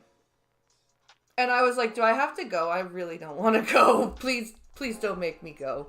But Dear and Darling, their whole thing is that they make Disney content and they give you good tips and tricks on stuff to do, and they also show you why they love Disney bounding and what it is. But they are always at Disney parks, is the weird thing though. And they have like fucking 12 children. I don't know if they're Mormon or what the fuck's going on there. Well, probably not 12, but a lot of children. Yeah, but cheaper by the dozen, literally. And they're all dressed up and going. And it just makes you think the returns must be fucking sweet. They can be at Disneyland that much? God damn. Right? Dude. They have to also be local. They got how much or what do they do? Like, what do they earn money doing this Disney bounding shit? Gotta be local. Which if you think, you know what, good for them. Hey, get the getting while the getting's good. Shit, I did. I tore that son of a bitch up like a cobbler salad. And you know, I don't want to be this guy, but I'll speculate a little bit. I bet you the kids don't like it. People do speculate that they are family vlogging, but they made a response very adamantly saying that they're not. But in my opinion, and this is something I'll say true, is that if you have your kids in a video for content in any kind of way, more often than not, it's family content. Yeah. That's why I don't put my kids in, like, even in my video last night when I did my dinner thing, and I called the boys in for dinner, I didn't show them. Because I don't show my kids. Right? Bryce, to the back! Garnt, go up there. Garnt, go up there! Go up! Grab my husband on my... Sneaking fentanyl into Disneyland. What? My kid's head. We're gonna have... We're gonna have to edit you out in Lightroom afterwards. She's like, just use Photoshop. She's like... Sneaking what into Disneyland? Fentanyl into Disney. Go up there! Go up! Grab my husband on my... Sneaking fentanyl into Disneyland. Did I just hear sneaking fentanyl into Disneyland? I can slap my kid's head. We're gonna have... We're gonna have to edit you out in Lightroom afterwards. She's like, just use Photoshop. She's like... I hurt my hand. But it's weird with their channel though is that half the time they're not even Disney bounding, they're just in full-fledged costumes. So I wonder if at Disneyland, if they're just like, they're so well known, they're just like, we're coming in. We will come inside here fully dressed. In he's in a Sweeney Todd outfit. Like, sir, you can't dress up as Sweeney Todd. There's blood stains all over you. He's like, swing your razor. Okay, we're not gonna go. We're not gonna go that joke. Here's a tale of Sweeney Todd. The Darling side of Deer and Darling, which I assume Darling would be the guy. Darling? He's a deer? Who's the deer and who's the darling? Whatever. The guy, the husband, is very into it, and he's constantly being harassed in the comments for being gay. People speculate it, and their fans fight back and forth as well about he's not gay! Yes, he is. No, he's not! About this man's sexuality, even though he's had to at least have sex with her 6 times that we know of. Who knows, dude? Maybe there's another Prince Charming. Internet trolls in our comment section calling Paul gay. Why are you gay? Who says I'm gay? You are gay. That's kind of a cute You are gay. way to address it. How funny would it be though if the next video it's like her like mascara running in her face? Paul's left! He ran off with some guy!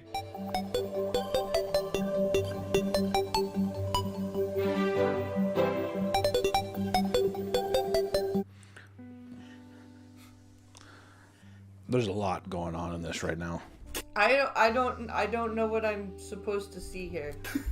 First off, you be too old to be acting like this, all right? Also, what kind of weird Best Buy TV kiosk do they have going on? His son's just around the corner like this. Watching his dad do all this. Daddy's dressed up as the piggy bank from Toy Story. The kid's just like...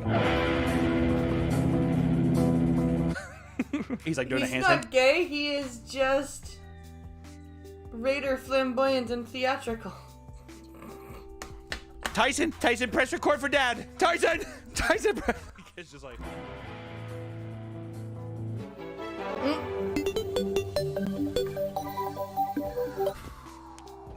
What's up with this 3D shoe?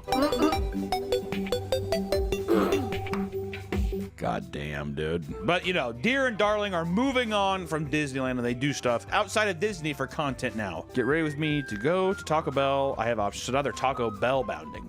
Options. I think I'm feeling the pink. What? What if it was, you're gonna go visit your husband in prison? Would you dress up like a guard? No, I dress up as like a... Or Next up, we have Jeremy Singh, which Jeremy Singh is known for his elaborate makeup and costumes, and it's gotten so far beyond Disney bounding that, I mean, they're just costumes. I mean, it's eccentric pageantry. Because that's the thing. Like, you can't just it's not, at this point. Like, when is it just I'm not buying Disney, what's it called? Disney certified costumes. I'm just hand making my own costume. I would say Disney bounding is casual. Like, oh, I went to H&M and I picked up some shorts or whatever. You know what I mean? Jeremy, I think he's gone a bit far. I don't know what that is. Fancy as shit, though. This is... Imagine going to the bank with this outfit on, dude. I've got the shoes, I've got the dress that makes me a princess, I guess. I think all these Oh Disney my bounding God. people are saying that this isn't Disney bounding. That's a dude? Because old boy has some taste. You know what I mean? Everyone else is just, oh, I'm going to show up with a fucking tweed suit. This motherfucker's got a little bit of class to him. That's Next up, you a have May the dude. Force be with RJ. I would say he's probably the most wholesome. Generally, people like this guy the most because this feels like true Disney bounding. This guy is taking things from his house and making outfits and stuff for social media. I would say he's a genuinely liked person on the internet. I really don't see a lot of hate comments about him. He seems like just a guy who's just like, hey, this is what I'm doing. This Frozone one, I'll be honest though, I cannot tell if he's doing blackface or not. Does it look like his face gets darker in this or what? Or am I going crazy? Is it just a lighting shift? Look at this.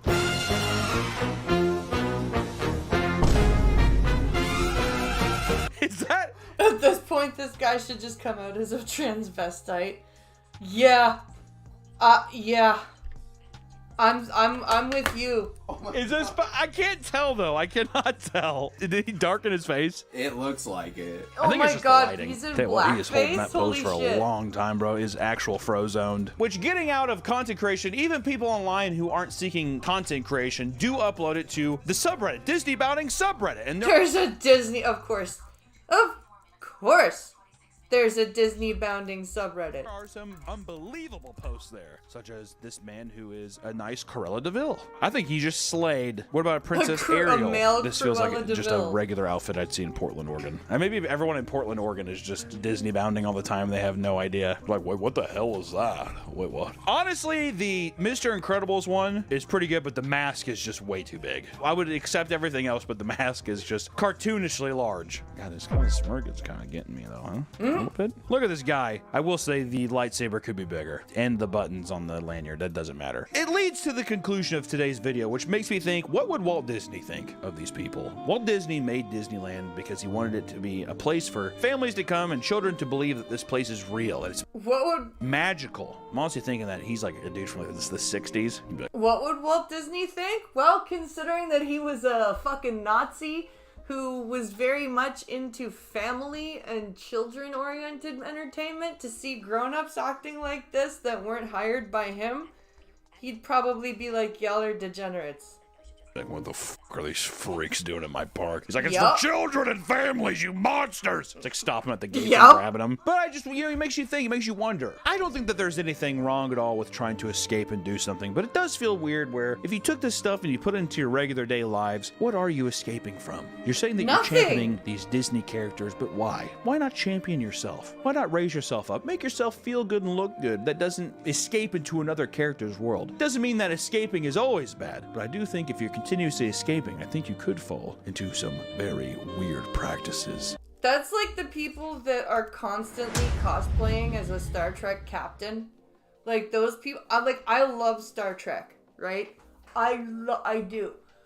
And I would like to have at some point a dress uniform and an everyday uniform just for like photo shoots and shit, right? And for streams. But would I walk around in it every day and demand to be called captain? No, because I'm not an insane person.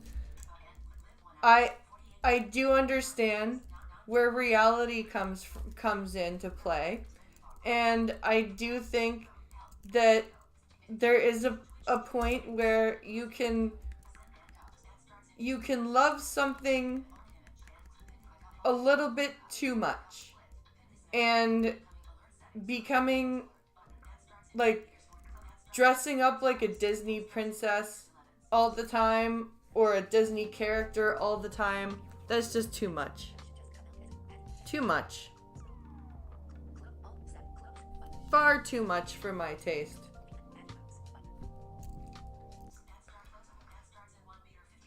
Alright. Yeah, we're about to have an ad break on Twitch. So, I'm going to do a bathroom break. And then we'll come back and get into some of our other videos. So, I will be right back.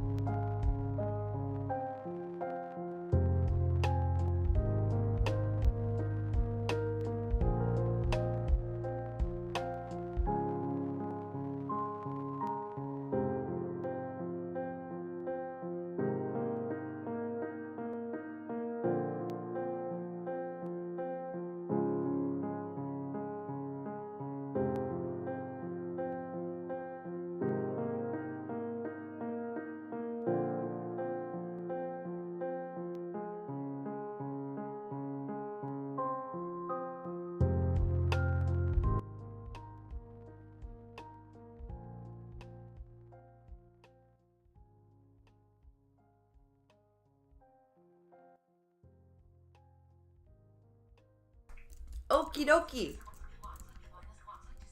We have returned. And now we're going to learn about the Dr. Disrespect allegations. Because I don't know what's, like, I've heard about it, but I'm not too sure what's going on with them. So, we're going to start with, these allegations are insane.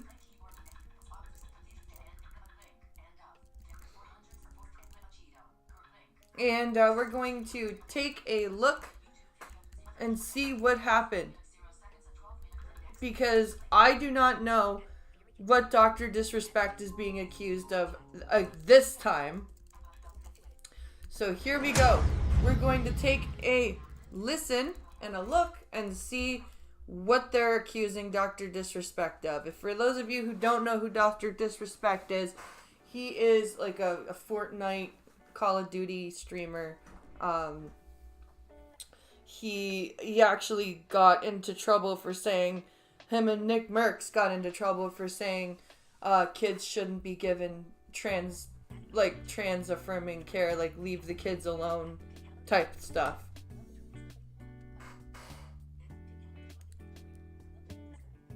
Well, the truth is nobody knew why. Well, let's see here. Let's find out. Dr. Disrespect is one of the biggest live streamers of all time, getting hundreds of thousands to if not millions of views on his live broadcasts. He's very consistent with his streaming, and he's putting in work, putting in almost, 12 hours on this broadcast. Wow. If you've only known about him recently and have discovered him within the past 4 years, you might only know him as a YouTube live streamer, but that hasn't always been the case, as back in 2020, he was banned on Twitch, which was his home and primary streaming platform for most of his career. But when Dr. Disrespect got banned on Twitch, something that made that ban so special and so unique was that nobody seemed to know why he was banned. Nobody really did. He was just banned.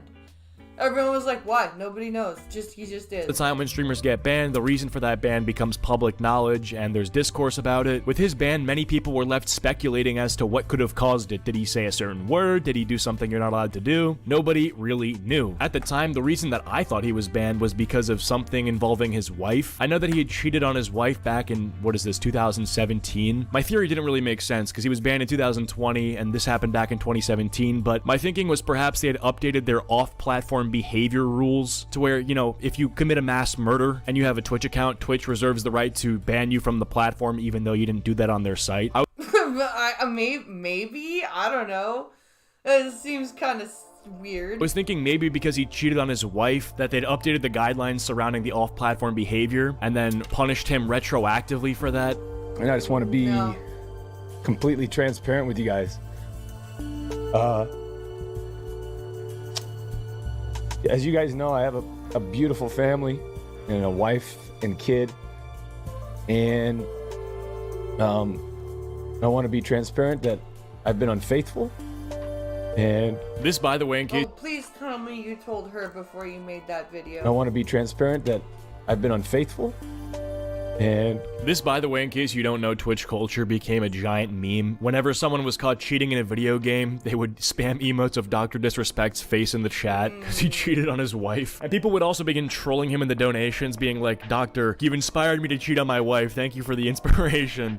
That's rough. They'd meme him, be like, "Damn, he took the disrespect bit so far that he disrespected his own marriage."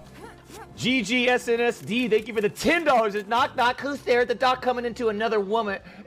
Whatever, okay, that's all background information. But yeah, no one really knew why he was banned, and it's been 4 years since he was banned on Twitch, so eventually time kind of makes people uninterested in this story. It became old news. People made several different conclusions, but this tweet from Slasher, who is the world's #1 certified gaming insider, esports consultant, master of the metaverse, internet culture expert, came out during all this that made people sort of confused. Slasher is a gaming insider and actually says, "Look, for several hours now, I have been told from credible sources the reason Dr. Disrespect has been banned. However, due to the importance and sensitivity around the subject, I have refrained from going on it. I don't feel comfortable with it currently." This was back June 27th, 2020. Weird.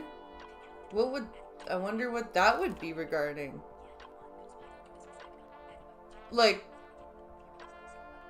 I really wonder what that would be. Almost 4 years ago to this day. And we got Too Mad in the replies. Too Mad, if only you could see where this is now. Ironically enough, Too Mad has been accused of being a predator, and that's actually exactly what's happening with Dr. Disrespect. So life has a strange way of working, I guess. So yeah, Slasher drops this tweet yesterday saying, "I didn't lie." Almost a 4-year anniversary here. Well, what is he actually talking about? Well, this former Twitch employee has come out with this fucking nuke against Dr. Disrespect. And yeah, we got so much to get into. This one's gonna be insane. So if you're here and you are new here, drop a like on this video and subscribe, or else you'll die or something. I don't know. Just please do it. Anyway, Cody Connors, former Twitch employee, says he got banned because he got caught sexting a minor in the existing Twitch Whispers product. Dude, is that oh man. I hope that's not true. I hope that's not true. He was trying to meet up with her at TwitchCon. The powers that be could read it in plain text. No, that's not a good thing. I really hope that's not true. Case closed, gang. No one made the wrong decision. Fuck him and his boys. Now, I will say, there might be certain legal boundaries preventing Cody from providing certain receipts or evidence for any of this at all, but I think it's a little bit irresponsible, at least in principle, to just come out swinging with allegations like this and not supply the public with any sort of proof. I just think that is rather irresponsible.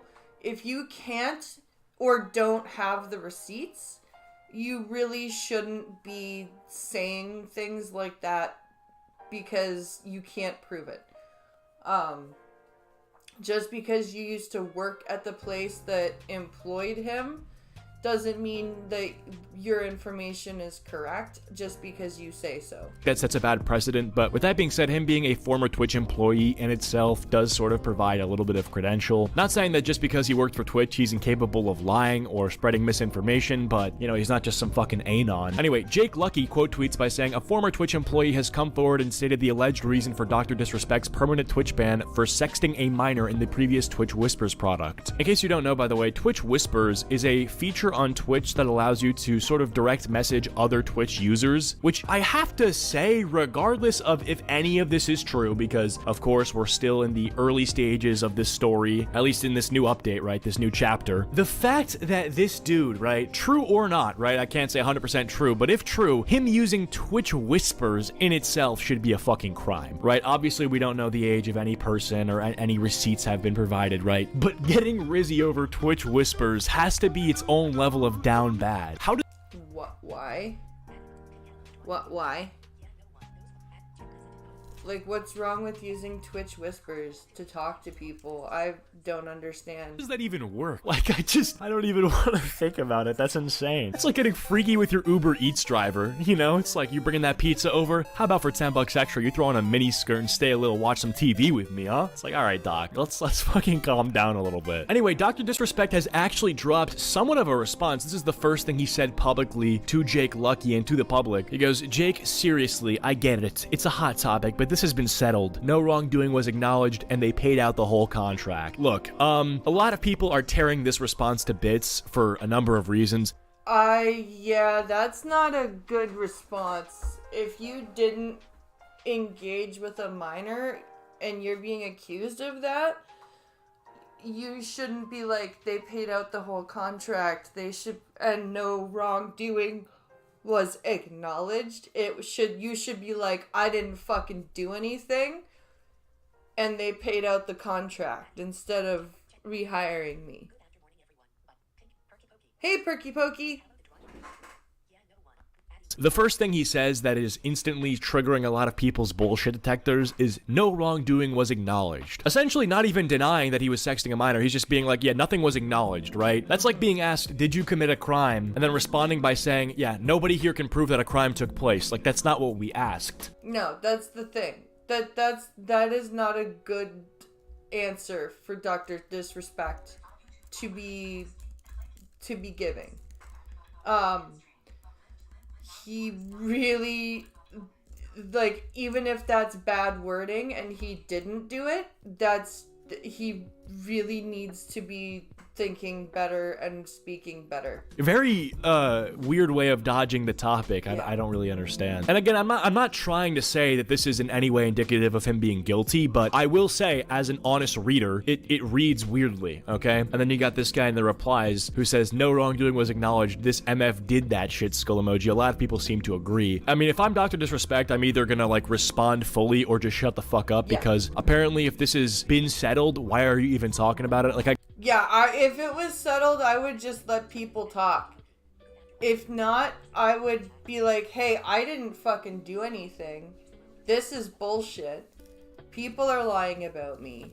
here are the like, I would show the receipt, you know what I mean? I get that it's been reignited, but either come in with some contradicting receipts or to really refute the allegations, or just don't say anything, I feel like. This whole, like, 1 foot in the door, 1 foot out the door is just not gonna serve anyone, really. But I'm also not saying what Connor here is saying, which is that MF did that shit, okay? I will need to see some receipts before I can make a full-on judgment. But hey, he comes on to make a full response later on after this reply to Jake Lucky, saying, listen, I'm obviously tied to legal obligations from the settlement with Twitch, but I just need to say what I can say since this is the fucking internet. I didn't do anything wrong, and all this has been probed and settled. Nothing illegal, no wrongdoing was found, and I was paid. Elden Ring Monday. Elden Ring Monday, guys. That's just such a non sequitur. So Yeah, that's, come on. Like, come on, dude. Like, this just doesn't make you look good at all. This, oh my god, this makes you look so bad. oh, it's just I can't with the Elden Ring Monday, dude. Keemstar says, bro, why don't you say I was not talking to a minor trying to meet up with her at TwitchCon like what was alleged? I mean, look, obviously there's a bunch of legal stuff surrounding this, so I don't know what he is and isn't allowed to say. Clearly he's allowed to say Elden Ring Monday. Yeah, but at least, well, he did say no wrongdoing was found.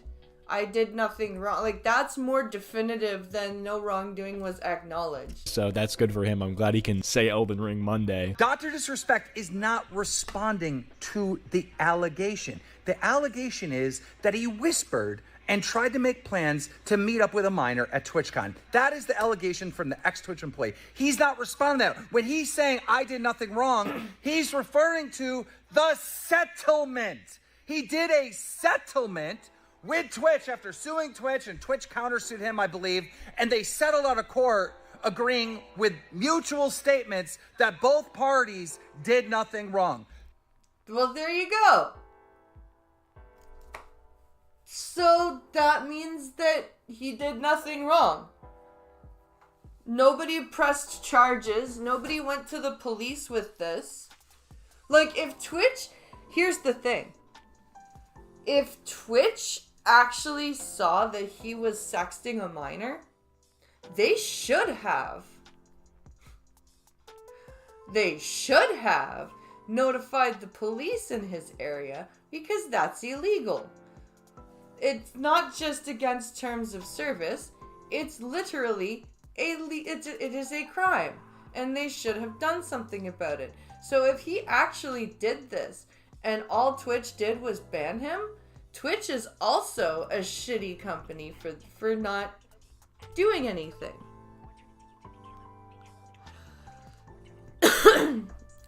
That's a lawsuit. That doesn't represent what actually took place at all. So, and the other thing is, if they had the receipts, and were able to ban him, then they should have sent the receipts to the police. Doc isn't responding to the actual allegation. All he's saying is, I did nothing wrong. We would have to have some type of definition from Dr. Disrespect. What do you mean by wrong? Is messaging a minor wrong? All right? Is, like, you would have to, like, do you see how many layers in the legal mumble bumbo and jumbo? Mumble, fumbo, and jumble. Who are you? That's happening here. He's not responding to the actual allegation. And all these people online are like, look, Doc's innocent. See, he said he did nothing wrong. He's talking about the fucking settlement.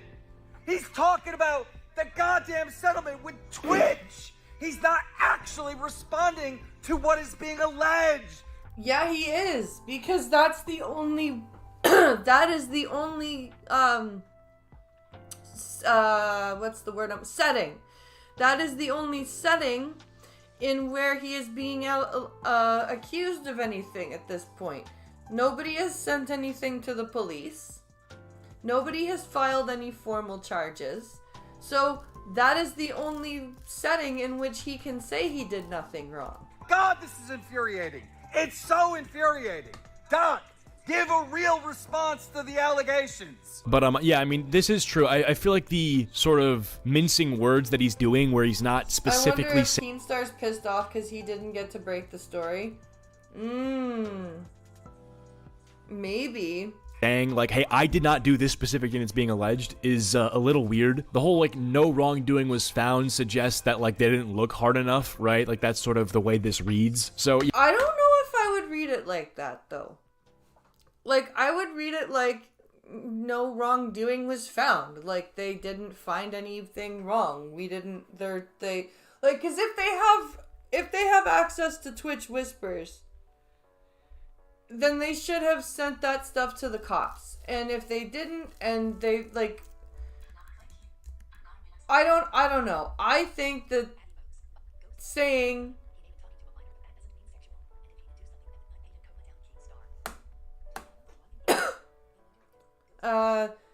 he may be talking to a minor, but that doesn't mean sexual.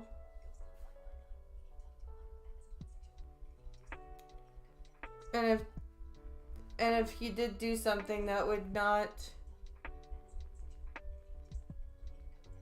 paid him, they would have not paid him.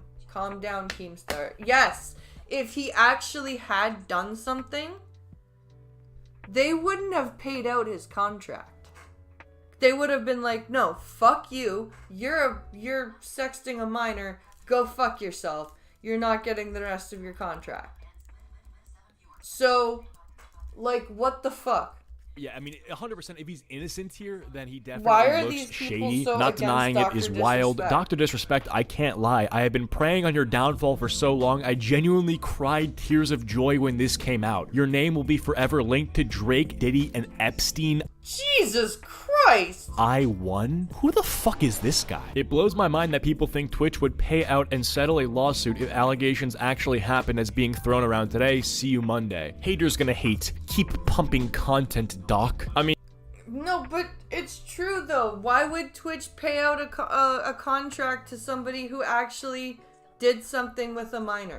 Look, this is sort of a tough situation because the person, Cody Connors, has not provided any receipts or evidence of these Twitch whispers, which I don't even know if he'd be able to find them at this point because this would have been like 5 years ago. And I don't know if Twitch archives them. And if they do, that in itself opens up a whole new fucking series of discussions of Amazon spying on what people are saying. No, it not only does that, but it also opens up a whole discussion of if Twitch had access to this and found out that somebody was doing something illegal, why the fuck didn't they report it and save a minor child? Archiving private conversations between two people. So that in itself is strange, right? Like if they have the receipts, but at the same time, in order to make something like this public, you kind of do owe it to the people to provide some sort of evidence, right? Spoken word. The only reason they would pay out his contract is if they fucked up by banning him.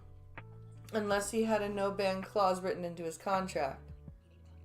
Right, exactly.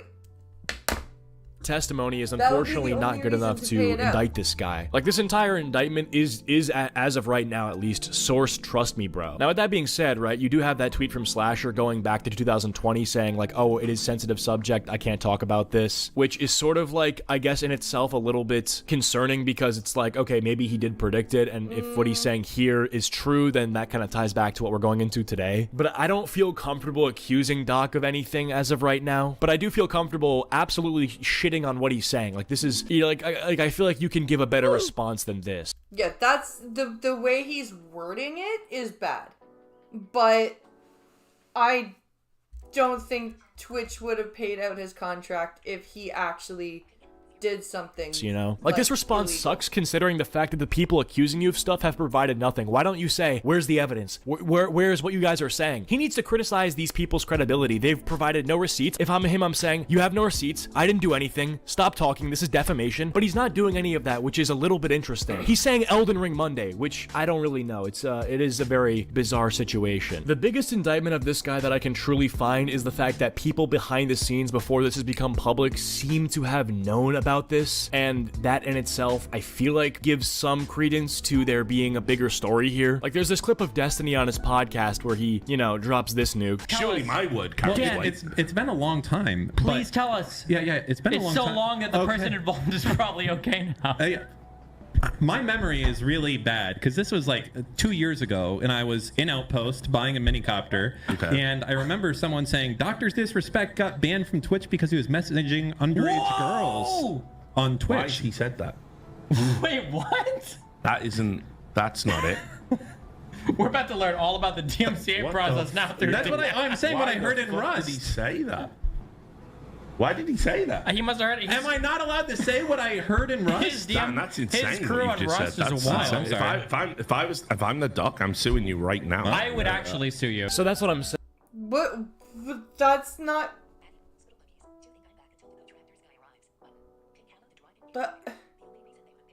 That's not.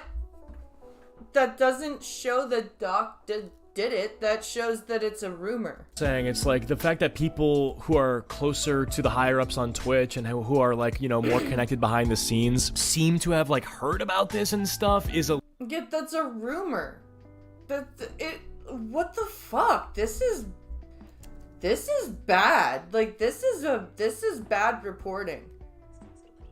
This is a rumor. Awesome!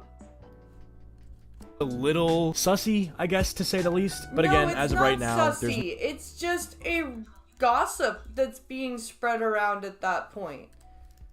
Like, that's not proof. No receipts, no evidence, no anything, just pure hearsay. So take of that what you will. I will definitely be covering more updates regarding the situation. So if you guys enjoyed this video, leave a like and subscribe if you're new. Follow my socials, links are all down below. And I'll see you guys next time. Peace. I feel like that was bad reporting because, like, I feel like this is not, I feel like his quote, his clip there was not proof of what he was trying to say. Your last message got muted by YouTube? Don't forget, back when this happened, everybody and their uncle was being accused of talking to minors. Yup. That's true.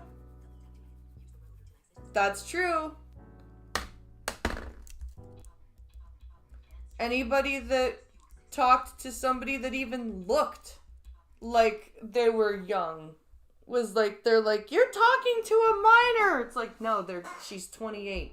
What are you doing? She doesn't look 28. Well, she is. Like, leave me alone. Okay, we're gonna do another stretch. Oh, before we go into Dr. Disrespect's response. Oh. Ow.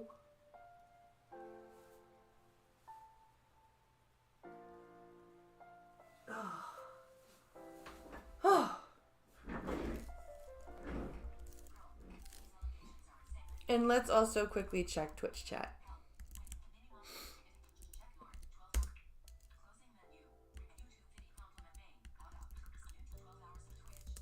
Here we go. I think after I'm done the stream, I'm gonna go sit in the sun.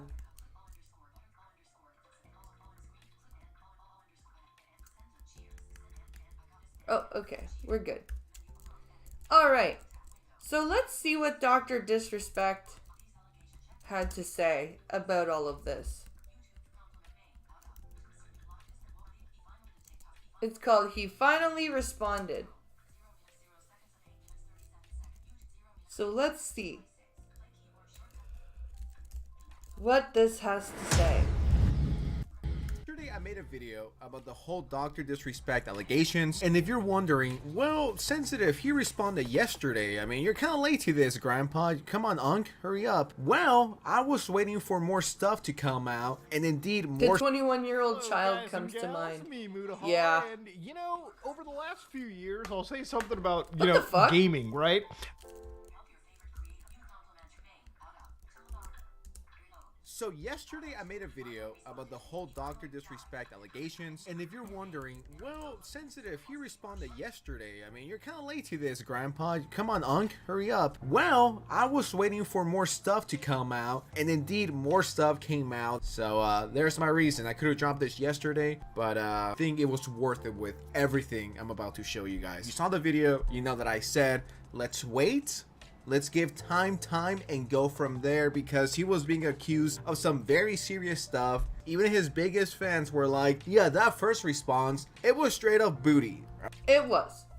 It was bad. It was badly worded. It was not a good cogent response. All right, it was just bad. He made a new response. In my opinion, if you follow me on Twitter, this is my Twitter, by the way, in case you guys didn't know, I have a Twitter. And I said, much better response than yesterday. He says, listen, I'm obviously tied to legal obligations from the settlement with Twitch, but I just need to say what I can say since this is the effing internet. The effing internet? Oh my god. When did I turn PG? I meant to say the fucking internet. A little lore behind this. Dr. Disrespect, after getting banned, he did sue Twitch. I don't think it's made public how much he sued them for, how many millions he won from it. I mean, he clearly got paid out for wrongful termination. So, which means if he sued Twitch, okay, if he sued and they settled, right, that means that he was ready to go to court.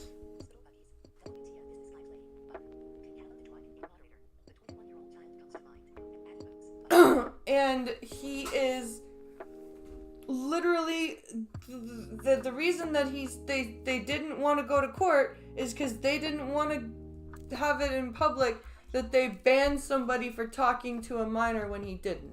So just a little backstory. I didn't do anything wrong. All this has been probbed and settled. Nothing illegal, no wrongdoing was found, and I was paid. This has not stopped people from, you know, calling him a groomer or like a PDF file. People on Twitter jumped on this so quickly. Like, the allegations dropped, and 2 seconds later, they were already calling him the worst thing imaginable. And it's not like us and other YouTubers that have talked about this, where we wait, we talk about it, we speculate, we throw out our theories, but we don't say anything's definitive. That's one thing. Another thing has been like, he is a groomer, he is a PDF file, burn him alive.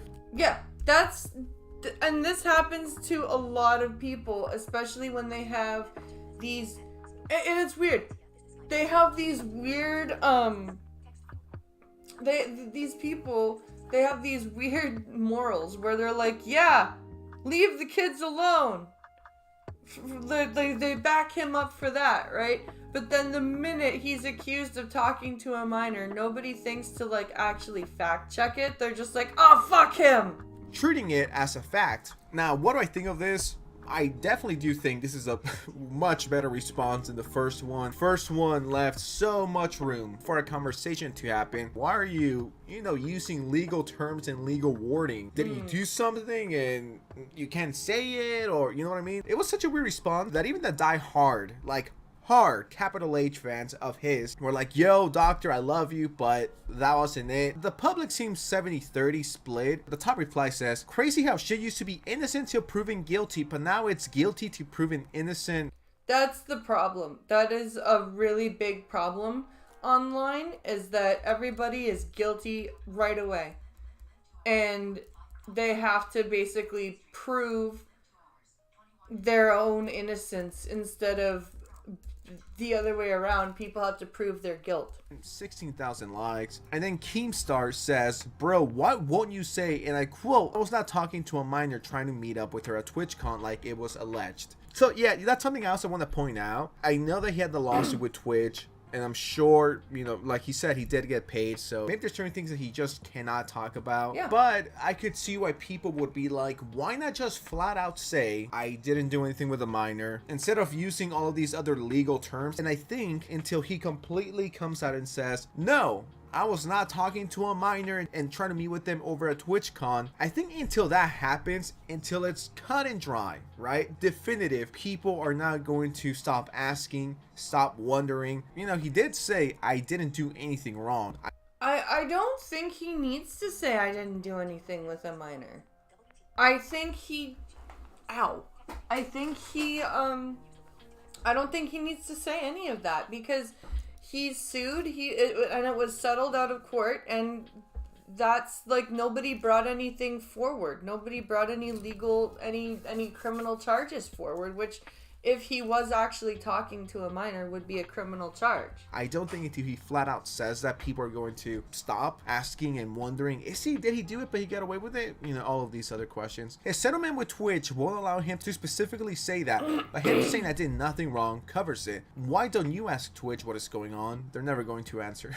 If there was a crime committed, why didn't they report it to the police? Maybe they're also at fault. This is something that I did say. I was like, well, if Twitch knew, they're covering up for a potential crime. If all of this turned out to be true, they're as guilty as Dr. Disrespect. The statement I bet has language that says that he can't say what Twitch banned him for. Probably. And Twitch banned him to avoid That's a PR probably disaster. a good bet there, Ghost Dog, that the settlement statement has a clause that says he's not allowed to reveal what he was banned for. They're as guilty because they're covering up for him, and they still paid him. I'm not saying Dr. Disrespect should be thrown in jail and banned. No, I don't think so. That's just crazy to say or think. None of them are going to talk about it, so it's always going to be a mystery on why he got banned. But this is something that's always going to stick to him. People will wonder, why isn't he talking about it even though we know why he can't? Well, why isn't Twitch saying anything about it? And it's just a mess. It's just something that's going to stick with him for a while. But wait, it's not over yet. Do you guys remember the Twitch employee, the former Twitch employee who got the whole crazy allegations going? He got 30 million impressions on this. Jesus Christ, I wonder why he did that.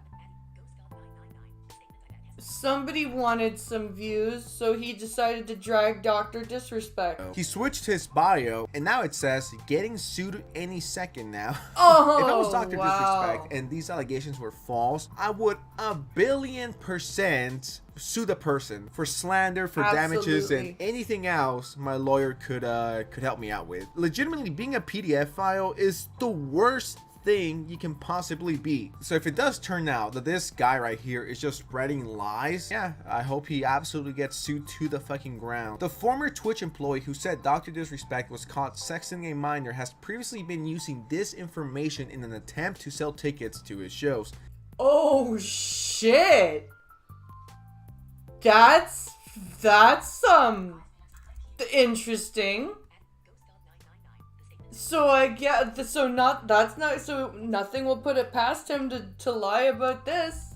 Disgusting behavior. And here we have some tweets, and yeah, this is him, and this is a tweet from last year. He says, listen, if all 3 dates sell out, I'll tell you why he got banned. I don't know, using a minor, allegedly, once again, it's almost disproven, but you know, for the sake of this context, using a minor being, you know, through a horrible situation as a way to sell tickets is gross. Yeah. That is incredibly disgusting. And if it turns out to be, there's no way you can win for that behavior. Either you're lying and you're spreading slanderous information about somebody, or you're not and you're using a minor child's trauma as a selling point to your show. You are a gross human being either way. But it's weird and even disgusting at that point. Like, really, you're going to use someone's situation, allegedly of something that happened. I'm curious if you got catfished to promote your by a shitty minor. band, your shitty music career. And here's another tweet: gamer friends, if you're from the East Coast, you should come to one of my shows. That's a 500-person capacity. We're like at 90% on pre-sale. If the show sells out, I'll 100% explain why we banned him during the sets. Jesus Christ. Yeah, that's not transparent as fuck. That you're just trying to get more people to come to your show. So you're just gonna like use this as this talking point as a way to make people come. Once again, just using the whole situation to get attention to his shitty band. And listen, he could have the greatest band of all time, but using this as a selling point is kind of pathetic. It's very lame. pathetic. I don't know. It's just fucking weird. So his credibility is already getting kind of burned. Well, not kind of burned. It is on flames right now. It's gone. It definitely does. His help credibility Dr. is Disrespect gone. look a lot better. And even the YouTuber The Act Man is getting into it, and he says it is sure popular these days to throw out. Credibility is dropping super fast. Yeah. Baseless accusations Big time against ghost people dog. with zero evidence, huh? This guy is a serial what? Grapist, by the way. What the fuck? So right here, talking about the same thing that I just talked about, and someone responded with, "No, I'm done. You're defending a PDF file. I'm tired of seeing you associate with shitty human beings." And then the guy blocked him. Now, I don't know if he's a rapist. You know, I'm just reading tweets right now, okay? I'm just showing you guys the context, because I did say, if we get an update, I will definitely, you know, make a follow-up video. So yeah, this guy, Cody Connors, using an alleged situation between a minor and for clout, and to sell out tickets to his shitty ass band is definitely bold move. I love going to concerts. I travel across the world to see some bands, and I have never been to a concert and they were like, "Yo guys, you know what? If you get our t-shirt, we will talk about why we kicked our former bassist out of the band." Right? Like, what the fuck? Who does that? Who does that? Who goes, if you buy a ticket to see my show, I'll tell you about this drama. Like, what the fuck? That makes no sense to me. I don't understand that. We're gonna do it mid-set, so make sure you don't go anywhere, and you know, buy our t-shirts. And Common Cop says, so Twitch apparently had direct access to messages proving Dr. Disrespect sexted a minor, and Slasher had access to credible sources to report this story, but both failed to publicly alert anyone and remained silent for years. If everyone knew and they didn't say anything, they're guilty. Yep. So, like, that's the thing. Either everybody knew about this and covered it up and Dr. Disrespect got paid for sexting a minor, or he didn't actually do it. How could you call out anyone when you knew the information and you didn't do anything about it? You just let it go. This is one of those situations where it's just weird all around. Weird stuff with the doc. We got weird stuff with the guy exposing him and, you know, revealing this crazy information to the world. It seems like this is where the story ends. The doctor cannot respond. Legally, he cannot say anything about it. He's never going to talk about it. Twitch, not in 2 billion years will they explain what went down, why they banned him. We will never know. Maybe in 20 years when Dr. Disrespect comes out with his own book, maybe we'll get it then. But with that said, what are you guys think of the situation? I told you guys I would keep you guys updated. And with that said, thank you so much for watching. I love you. Subscribe, like, share, notifications on. Do people still say that? So yeah, peace out. See ya. So yeah, to me, this guy, this Cody Connors guy, is shady as shit. I don't believe anything that he said. Especially now that we've discovered that he's trying to use this for clout to get tickets sold to his music show. That's just pathetic. I just, wow. To me, that's just wow.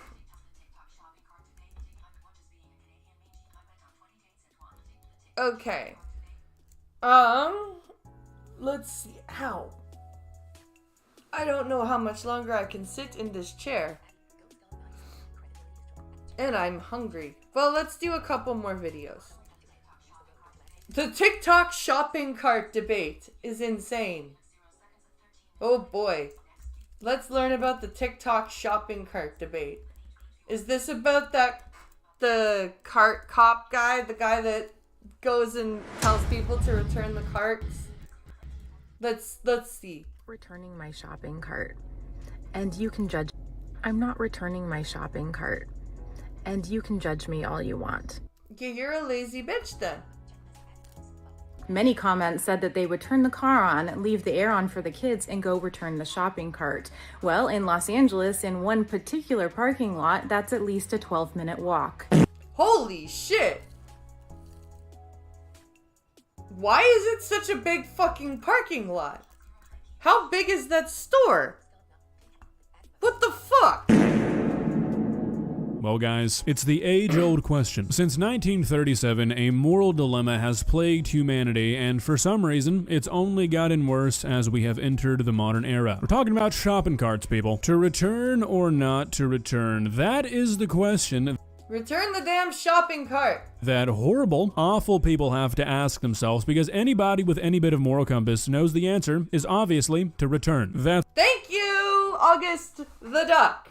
You always return the shopping cart. You always return the basket. Always.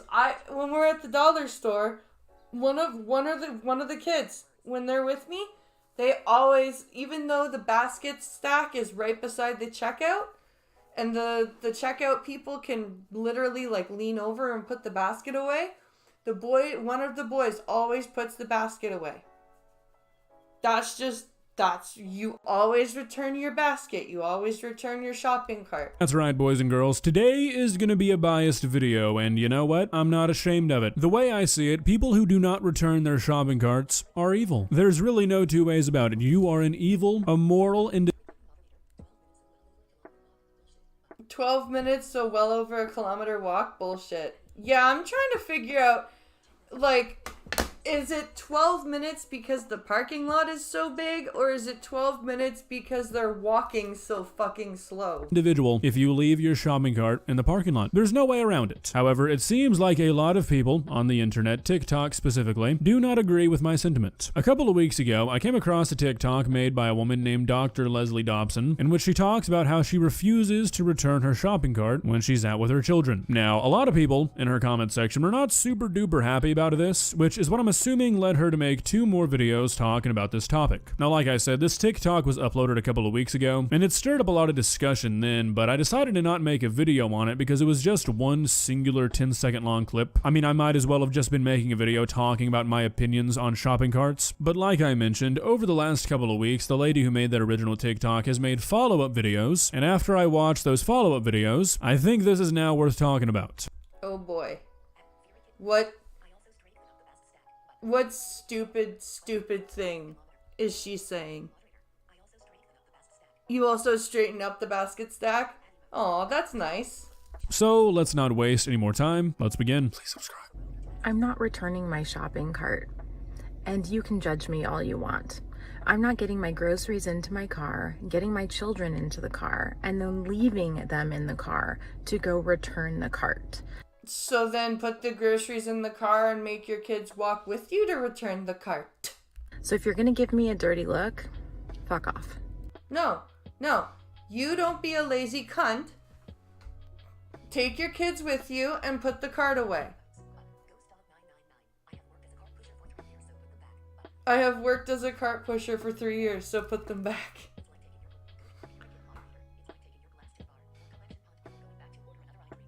It's like taking your glass to the bar or the collection pond before going to order another drink. Right. Okay, so that's literally all the first video was. Just a lady saying she's not gonna return her shopping cart if she's out with her kids, which I think, given the way she framed it, I feel like a lot of people, myself included, who saw this video before she clarified anything, just assumed this woman was lazy. Well, yeah. 'Cause all you need to do is take your kids with you to the cart corral. Because she gives no reason as to why she wouldn't be putting up her shopping cart. She basically just says, I'm not gonna do it, fuck you. But after this video blew up overnight, she released this video the next day. It's May 31st, and about 6 million people have freaked out over me not returning my shopping cart because my kids are in the car. So I want to give you some statistics. Last year, 265 children were abducted in parking lots in America. So, lock your fucking door? Half of those were sexually assaulted. Lock your fucking door? As a single mom returning your shopping cart, you are prime for a predator to watch and grab you. Okay. Then run? Don't go shopping at night?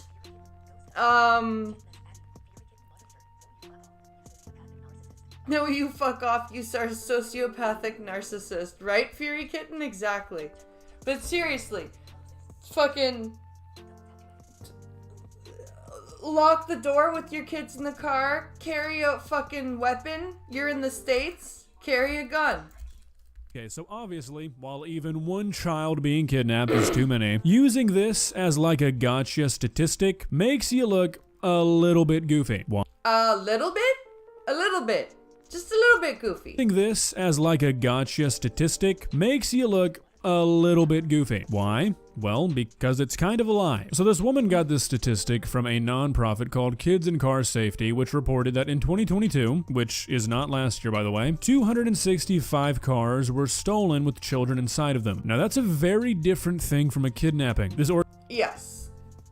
That is an extremely different thing from a kidnapping. That is, holy shit, I found a car. Oh fuck, there's a kid in the back. Cars were stolen with children inside of them. Now that's a very different thing from a kidnapping. This organization makes it very clear that most of these children were not purposefully kidnapped. No. They were basically accidentally kidnapped by carjackers stealing a car that they didn't realize a child was inside. Now, Yeah, it's usually got like a sleeping kid in the car, like a sleeping baby or something in the car. now, obviously, that's still something you should keep in mind when leaving a kid alone in your car, but what she says is a very, very, very misleading way to present this statistic, because that number also has nothing to do with parking lots. On the website, it says, contrary to what many might believe, children taking during a car theft is not a rare occurrence, and it happens even in the safest of neighborhoods. Cars are often stolen from gas stations and convenience store parking lots, as well as from home driveways. So sure, some of those 265 children were likely kidnapped in a parking lot, but the website makes no distinction as to how that number is split up. Also, literally no mention whatsoever about sexual assault anywhere, which is a really, really weird thing to throw in your video with nothing backing that up. Yeah, that is kind of weird.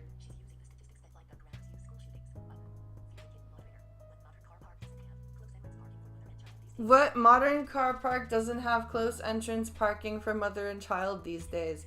Good question. Even when the boys were babies, I parked like right next to the cart corral. Yep.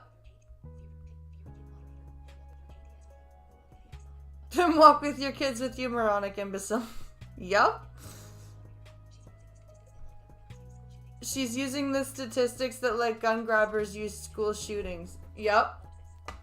So now that we've addressed how wildly misleading what this woman is saying actually is, another thing to consider, there are hundreds of thousands of missing children's cases each year in America. On average, 92% of them make it home safe. A very large majority of those cases are not kidnappings. This is something that's going to shock a lot of people, but you can check any source you'd like, you're gonna find this answer. The number of kidnappings each year by total strangers, it's a couple hundred at most. Yeah. It's true.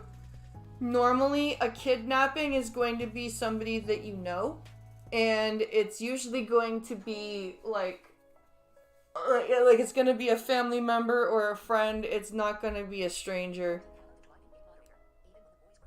It's just not. Very rarely do people go out and just kidnap children. No. Normally, if a child goes missing, it's not a kidnapping. If it is a kidnapping, statistically, it's almost always a family member who kidnapped that child. Most kidnappings are custodial disagreements. Yup.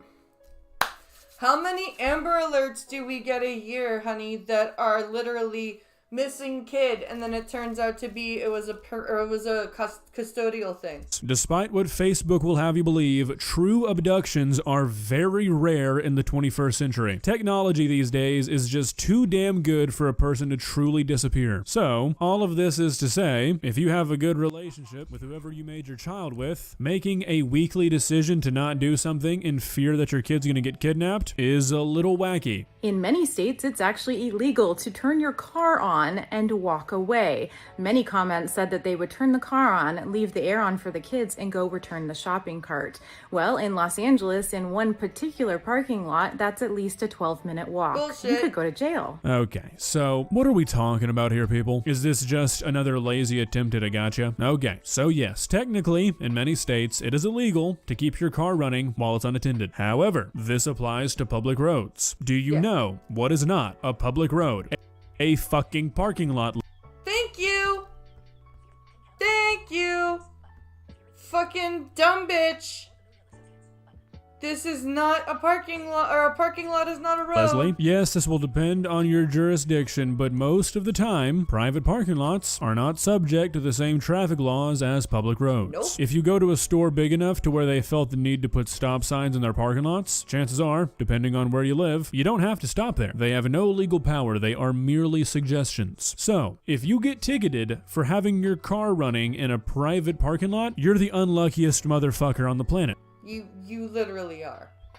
You literally are. You've gotten some really pissy bylaw officer that's like, your car is idling and that's not safe for the environment and I'm gonna give you a ticket.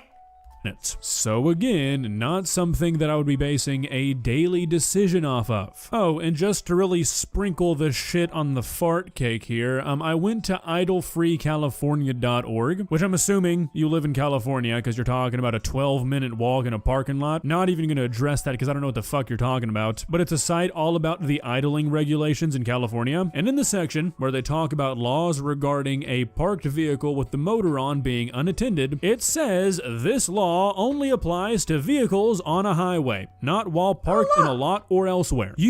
Only on a highway. So therefore, either take your kids with you to the cart corral, or leave your frickin' kids in the car with the doors locked and the air on. You are quite literally making up every single fucking thing that you are saying to back up your argument here, Leslie. It's not a very good look. There are reports from the Bureau of Justice saying 10% of crimes occur in parking lots. If you get to a parking lot, you should look at the lighting. You should look at security guards. You should look at how the parking lot is laid out. If it feels safe, go return your cart. What kind of fucking Fallujah, fucking hyper-vigilance nonsense is this? What the fuck?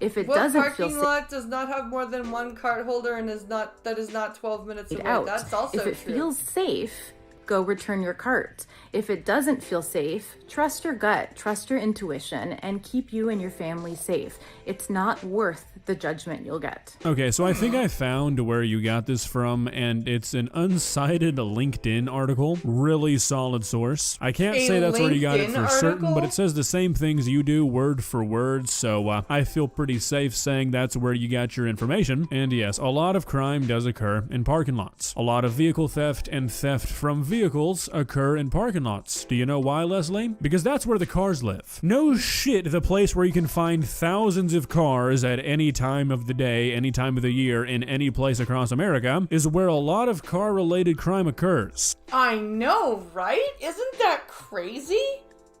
It's almost like burglaries happen at houses because that's where all the stuff that burglars want is. The same thing where, like car thefts happen where cars are, because that's where the cars are. That's not a reason to leave your shopping cart out, though. Do you know where most violent crimes occur, Leslie? Inside of a house. Does that justify not giving your kids a home? I mean, come on, this is the kind of logic you're using here. Just admit that you're lazy. This has nothing to do with safety. There are actual lawyers who specialize in parking lot crimes, and they sue the grocery stores. And guess what? Oh, you like the Fallujah hypervigilance shit? You like that? I've been a part of those cases. You like yeah, that? Leslie, there's a lot of weird lawyers out there. A guy I went to school with planned on practicing aviation financing law. That doesn't mean anything. How many people do you personally know that are financing an airplane? There's lawyers for parking lot crimes because people get in a lot of car accidents in parking lots. Not because children getting kidnapped in the parking lot of a Walmart is a super common occurrence. You're one of those parents who won't let their kids have sleepovers at other people's houses because you're afraid that their family will rape your child, aren't you? There's a lot of that going around, I've noticed, where it's like, I won't let my children have sleepovers because I was assaulted by my friend's brother when I was a kid, so therefore every family has a sexual predator in it. And my children will never have the fun of a sleepover ever because I got traumatized because my friend's parents were shit and didn't know that one of their children was a predator? Okay guys, it's June 4th, shopping cart update. We have about 11.5 million Yes, something views. tells me that those lawyers are the ones that also tend to chase ambulances. Yeah, you're probably right. 400,000 likes on TikTok, over 1 million on Instagram, and what appears to be like 100 million views or shares. I don't know, the analytics are insane. The analytics show ages 25 to 45 are really caring about this topic. About 75% are female, and I've received probably, I don't know, 2,000 or 3,000 messages saying that people would post comments that they would not return the shopping cart because of safety, but they're too scared of the attacks they'll get on social media. You're lying. You are straight up lying right now.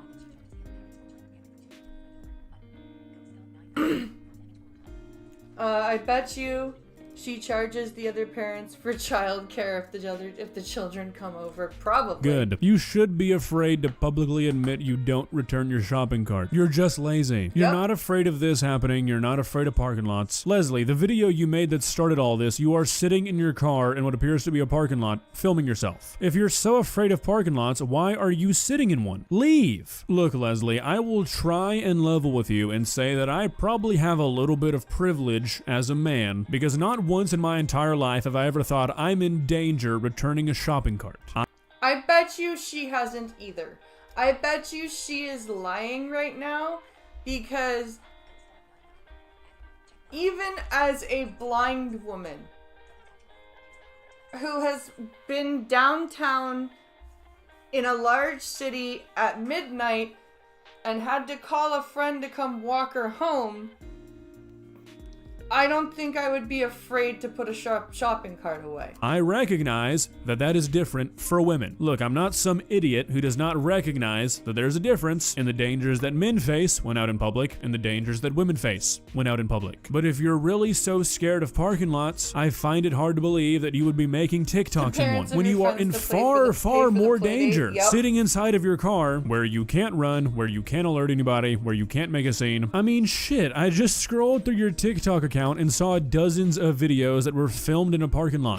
I mean, let's be real here. If you want to talk about safety, if somebody is in the same parking lot as you that has been stalking you or is out to get you for some reason and they are tracking you down, it's a lot easier for them to walk up to your car while you're sitting there filming a TikTok, flash a gun and say open the door, than it is for them to draw a gun on you in plain sight in the middle of a parking lot and kidnap you where everybody can see it. Facts! But she doesn't care about facts, because I guarantee you she's a fucking, what's it called? A PhD doctor, not an MD doctor.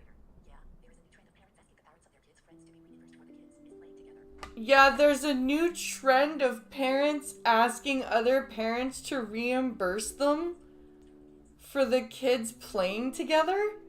What the fuck?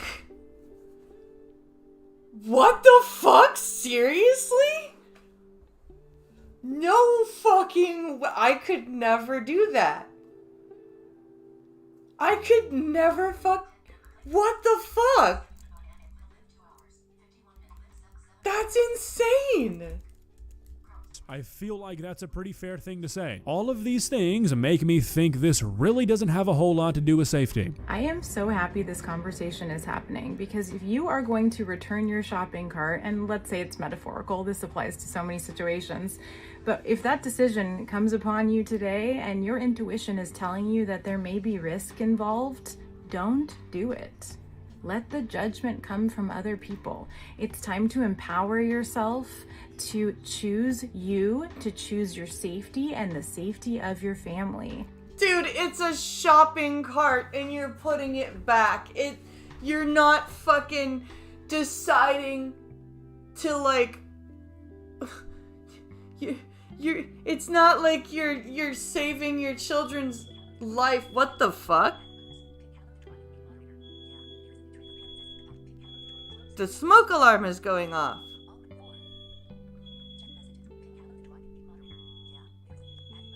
randomly the smoke alarm is going off. But there's no smoke smell or anything like that. And now it's stopped. Why is our smoke alarm all weird and buggy? And if you feel bad about it, make it up in other ways. Go to a store when there's no risk in broad daylight, you don't have your kids, and go pick up 10 shopping carts. I'll do it today. What a... No the fuck you won't. No the... It is not life or death. No, it's not. It's not a life or death situation. Like, this is not a home burglary where you're facing an armed criminal. This is not like, you know, this is not like you're in the forest and a bear is barreling down on you and your family. This is fucking a shopping cart. Horrible take. There's a risk involved in literally everything. If you're that worried, stay at home and do nothing. Also, to imply that there's no risk when you're out in public in broad daylight, that's fucking stupid. And it's not just about getting judgment from other people. I have witnessed firsthand multiple times where people's days have been ruined by idiots like you who don't return their cart. I swear this... Let me do the be right back button and I'm gonna go check. Go do a quick check.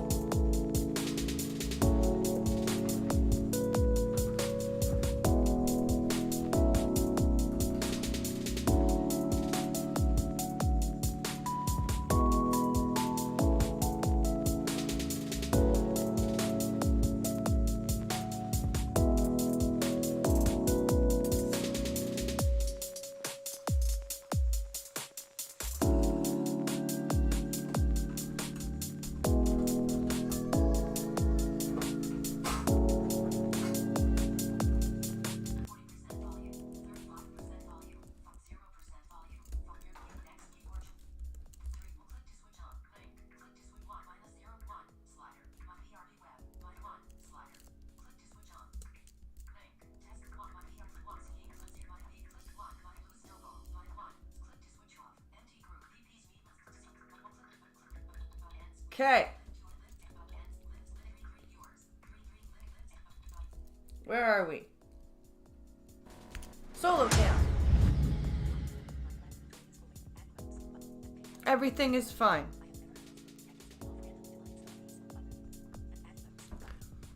There is no smoke, there is no heat anywhere, there is no fire.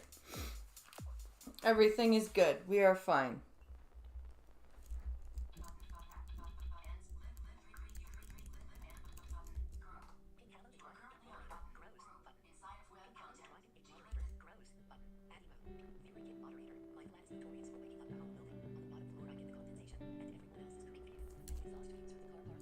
Oh, Fury, that sucks. Getting the fumes from the cooking and the car park and the condensation. Oh. That's awful. I would hate that.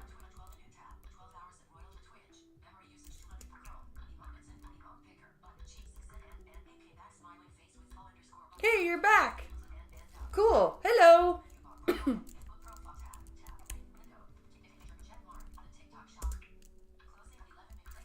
This is a true story. A couple of months ago, maybe 3 months at this point. Actually, hold on, I have the date. On April 26th, I know this because I took a picture. I was walking back to my car after leaving the grocery store, and I saw a woman pushing a shopping cart back to the shopping cart return. And once she was like 15 or 20 feet away, instead of just walking the 10 extra steps, she decided to try and push her shopping cart the remaining distance into the return. Now, oh my God, isn't that a shock?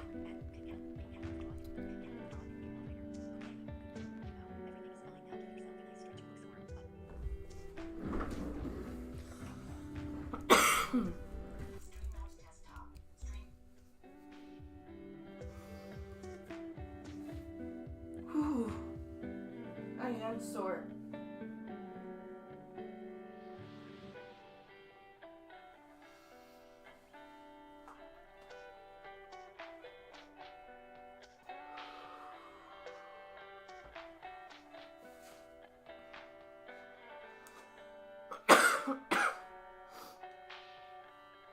Ooh.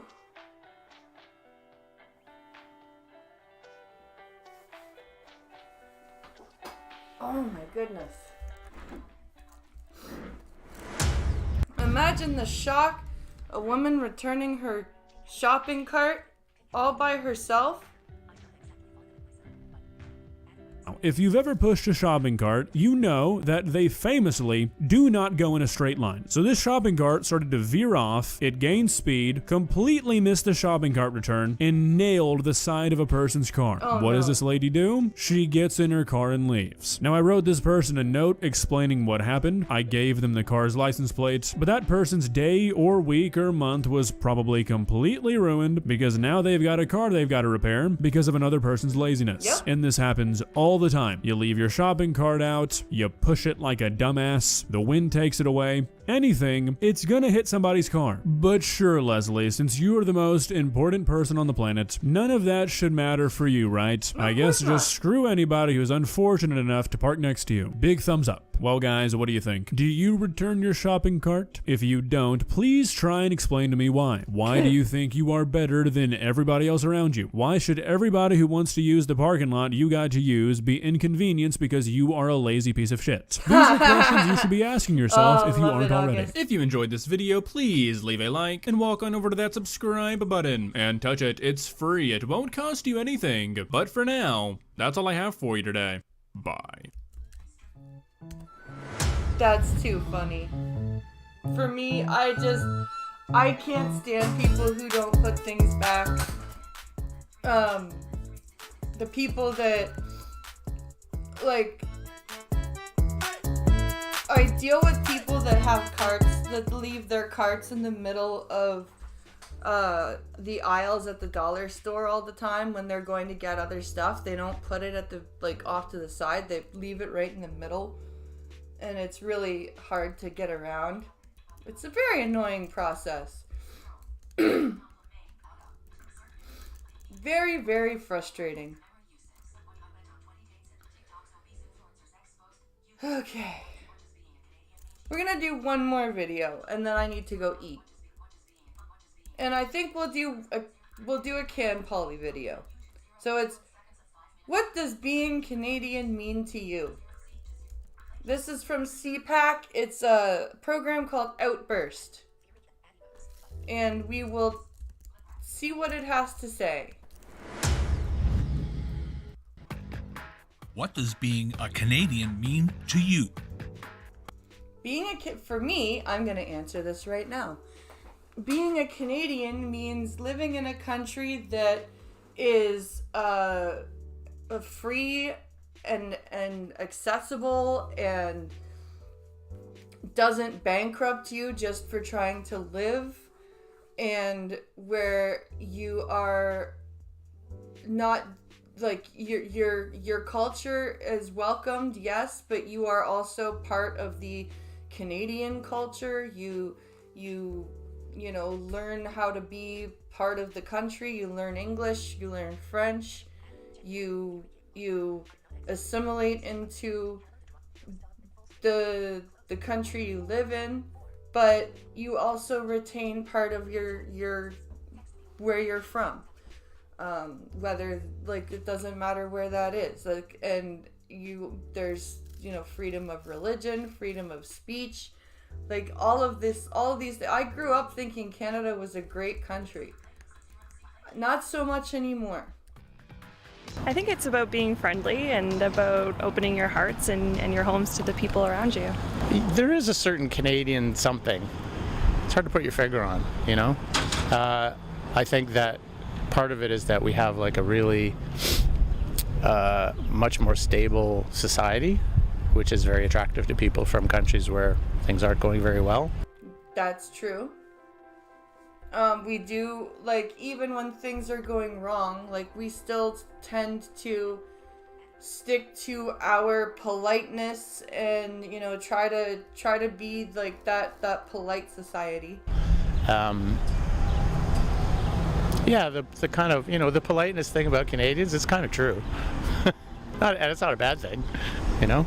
I think being Canadian means to be very kind to everybody, to be respectful, and to love your country and represent your country well. Yes. To be proud of your country, to love your country, to represent your country, to be proud to be Canadian and understand that to be Canadian is to be part of a large, big, quite beautiful country, and to understand that we're very lucky to be where we are. Being a Canadian, what does it mean to me? That's a great question. I think it means being welcoming. I think it means being serving your country in whatever capacity that may be. Some people choose to do it in the military, some people do to, you know, in the civil service, but for others, just going to the polls and voting when election time rolls around. To me, it means like it's pretty unique because I was born here and I was raised here, and I like the fact that we have a lot of choices if we want to travel. We have big cities, we have the oceans, and I like the Canadian cuisine, especially the poutine from Quebec. See, that's the thing. We have so many, like, we are lucky as a Canadian society. We have coasts where we can get seafood, and we have prairie, like plains, and we have mountains, and we even have fucking rainforests in BC, for Christ's sakes. We have a lot of different places in Canada and different cultures, and even within Canada we have different cultures. Like, you go to Newfoundland, for example, it's a completely different culture from Alberta. It's a completely different culture from Ontario, and even in Ontario there's different cultures. Like, you go to Northern Ontario, it's different. You go, like, everything is so diverse in Canada, it doesn't need to be forced. Well, we can vote them in and we can vote them out. And, you know, I think that democracy is the best thing in the world, and a lot of countries don't have that. And if we look at our neighbors to the south, I guess Canadian is what we want to be. Being Canadian to me is just being proud. Our nation's history runs pretty deep. As I was saying, I'm not from Nova Scotia, little town of Yarmouth here. I'm from Kingston, Ontario, and to experience Canada in a different part, it's actually pretty amazing. Everyone's so kind. It makes me really proud. It's true. Like, I've never, like, in the big city, I was really losing my pride for Canada. And now that I've moved to small town Ontario, I'm really starting to really care more about my country and wanting it to function properly. And, like, that's why I've been covering the politics so much. You can pursue your dream here. If you live in the Philippines, being here is a big dream come true. So I'm very thankful to be here in this country. One word, freedom. I think that's more than anything that anybody can ask. Freedom. We live in a place that You have choices. Yep. You can do things that you want to do. You can have your own YouTube channel if you want. If you don't like something, you can say it. We are safe and we're free. To me, it means living in one of the best countries in the world. Freedom to live the way that I want. While I am a proud Algonquin Cree Nation, my tribe is Algonquin and Cree, and I'm super proud about that. So, hey, can't go wrong. Being a Canadian to me means I get to enjoy beautiful weather like this and have this much space to be outside pretty much all times a year, which is kind of amazing. A lot of places don't have that luxury. Being Canadian means being free and being responsible of our land and being proud of who I am as a Canadian. Let's go Canada. Being Canadian to me means like being from a different place, different background, and coming here and wanting to build something, contribute and, see what the fruits that you can bear from that. That's a good part. That's also a big part of being Canadian. Coming to Canada and starting something. And like Canada is a country of immigrants and migrants, and it always will be. And that's why our culture is so diverse, because we have so many different people from so many different places here. And we have I like it because instead of it being a melting pot, it's a mosaic. People have managed to keep a little bit of their culture from the old country wherever they came from, and then still like have a Canadian pride and part of Canadian culture.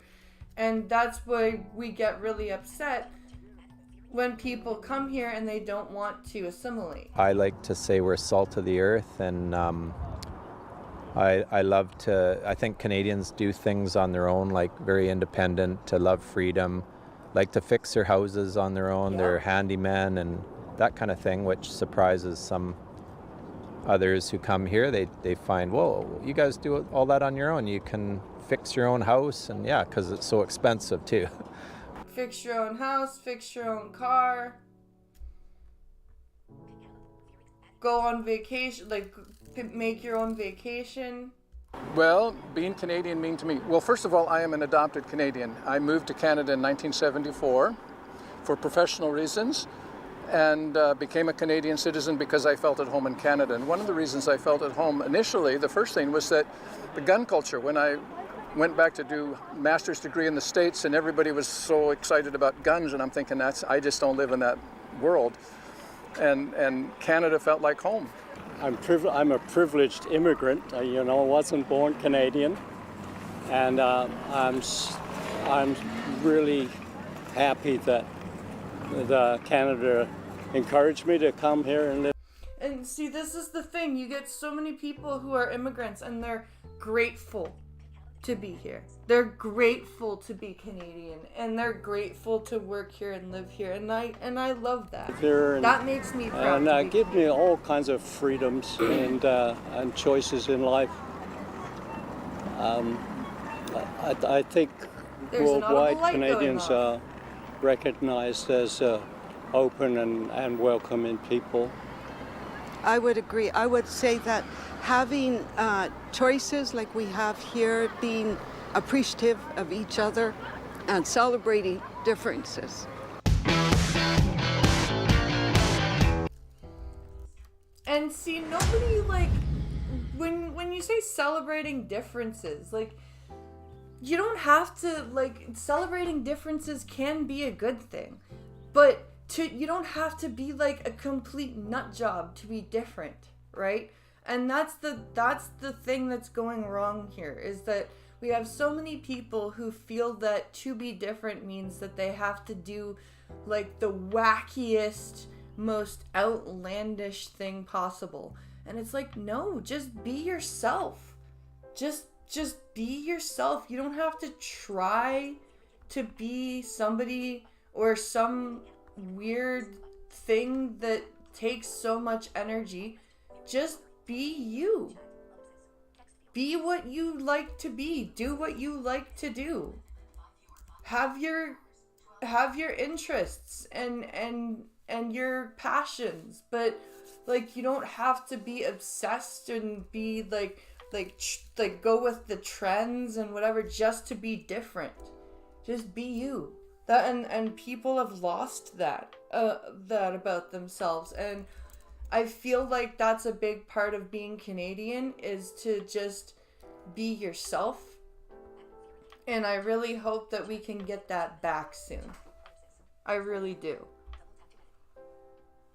Because I feel like right now we don't have that love of just being who we are, being ourselves. We have this pressure to be different. So we're all conforming to the same differences, which is it's weird. It's very strange to conform to the same non-conformity. It's very odd to me. I just don't understand what's wrong with being yourself. You can have your brioche and eat it too. Yes, exactly. Exactly. You can have your brioche and eat it too. Oh my goodness. We have been live for 3 hours, you guys. I need food. I'm hungry. I had a sandwich beforehand, but I am super duper hungry. So I hope you guys enjoyed yourselves. I had a good stream, and I was actually awake for the whole thing. I wasn't like yawning or anything like that, so yay! I will be back tonight for another combat hour, and we will see if maybe we'll do a King of the Hill or something like that. Just have some fun. And I will attempt to try and get that clip up about the making the guy delete the game, because that was freaking hilarious and I want you guys to hear it. But I hope you guys enjoyed the stream. I will be back tonight for, like I said, for the combat hour, and of course back tomorrow at 11 for the coffee stream. So I hope you guys enjoyed yourselves. Thank you very much for watching. Have a wonderful rest of your Monday afternoon, and I will see you tonight on Twitch for the combat hour. Have a great day, guys. Thanks for watching. Bye.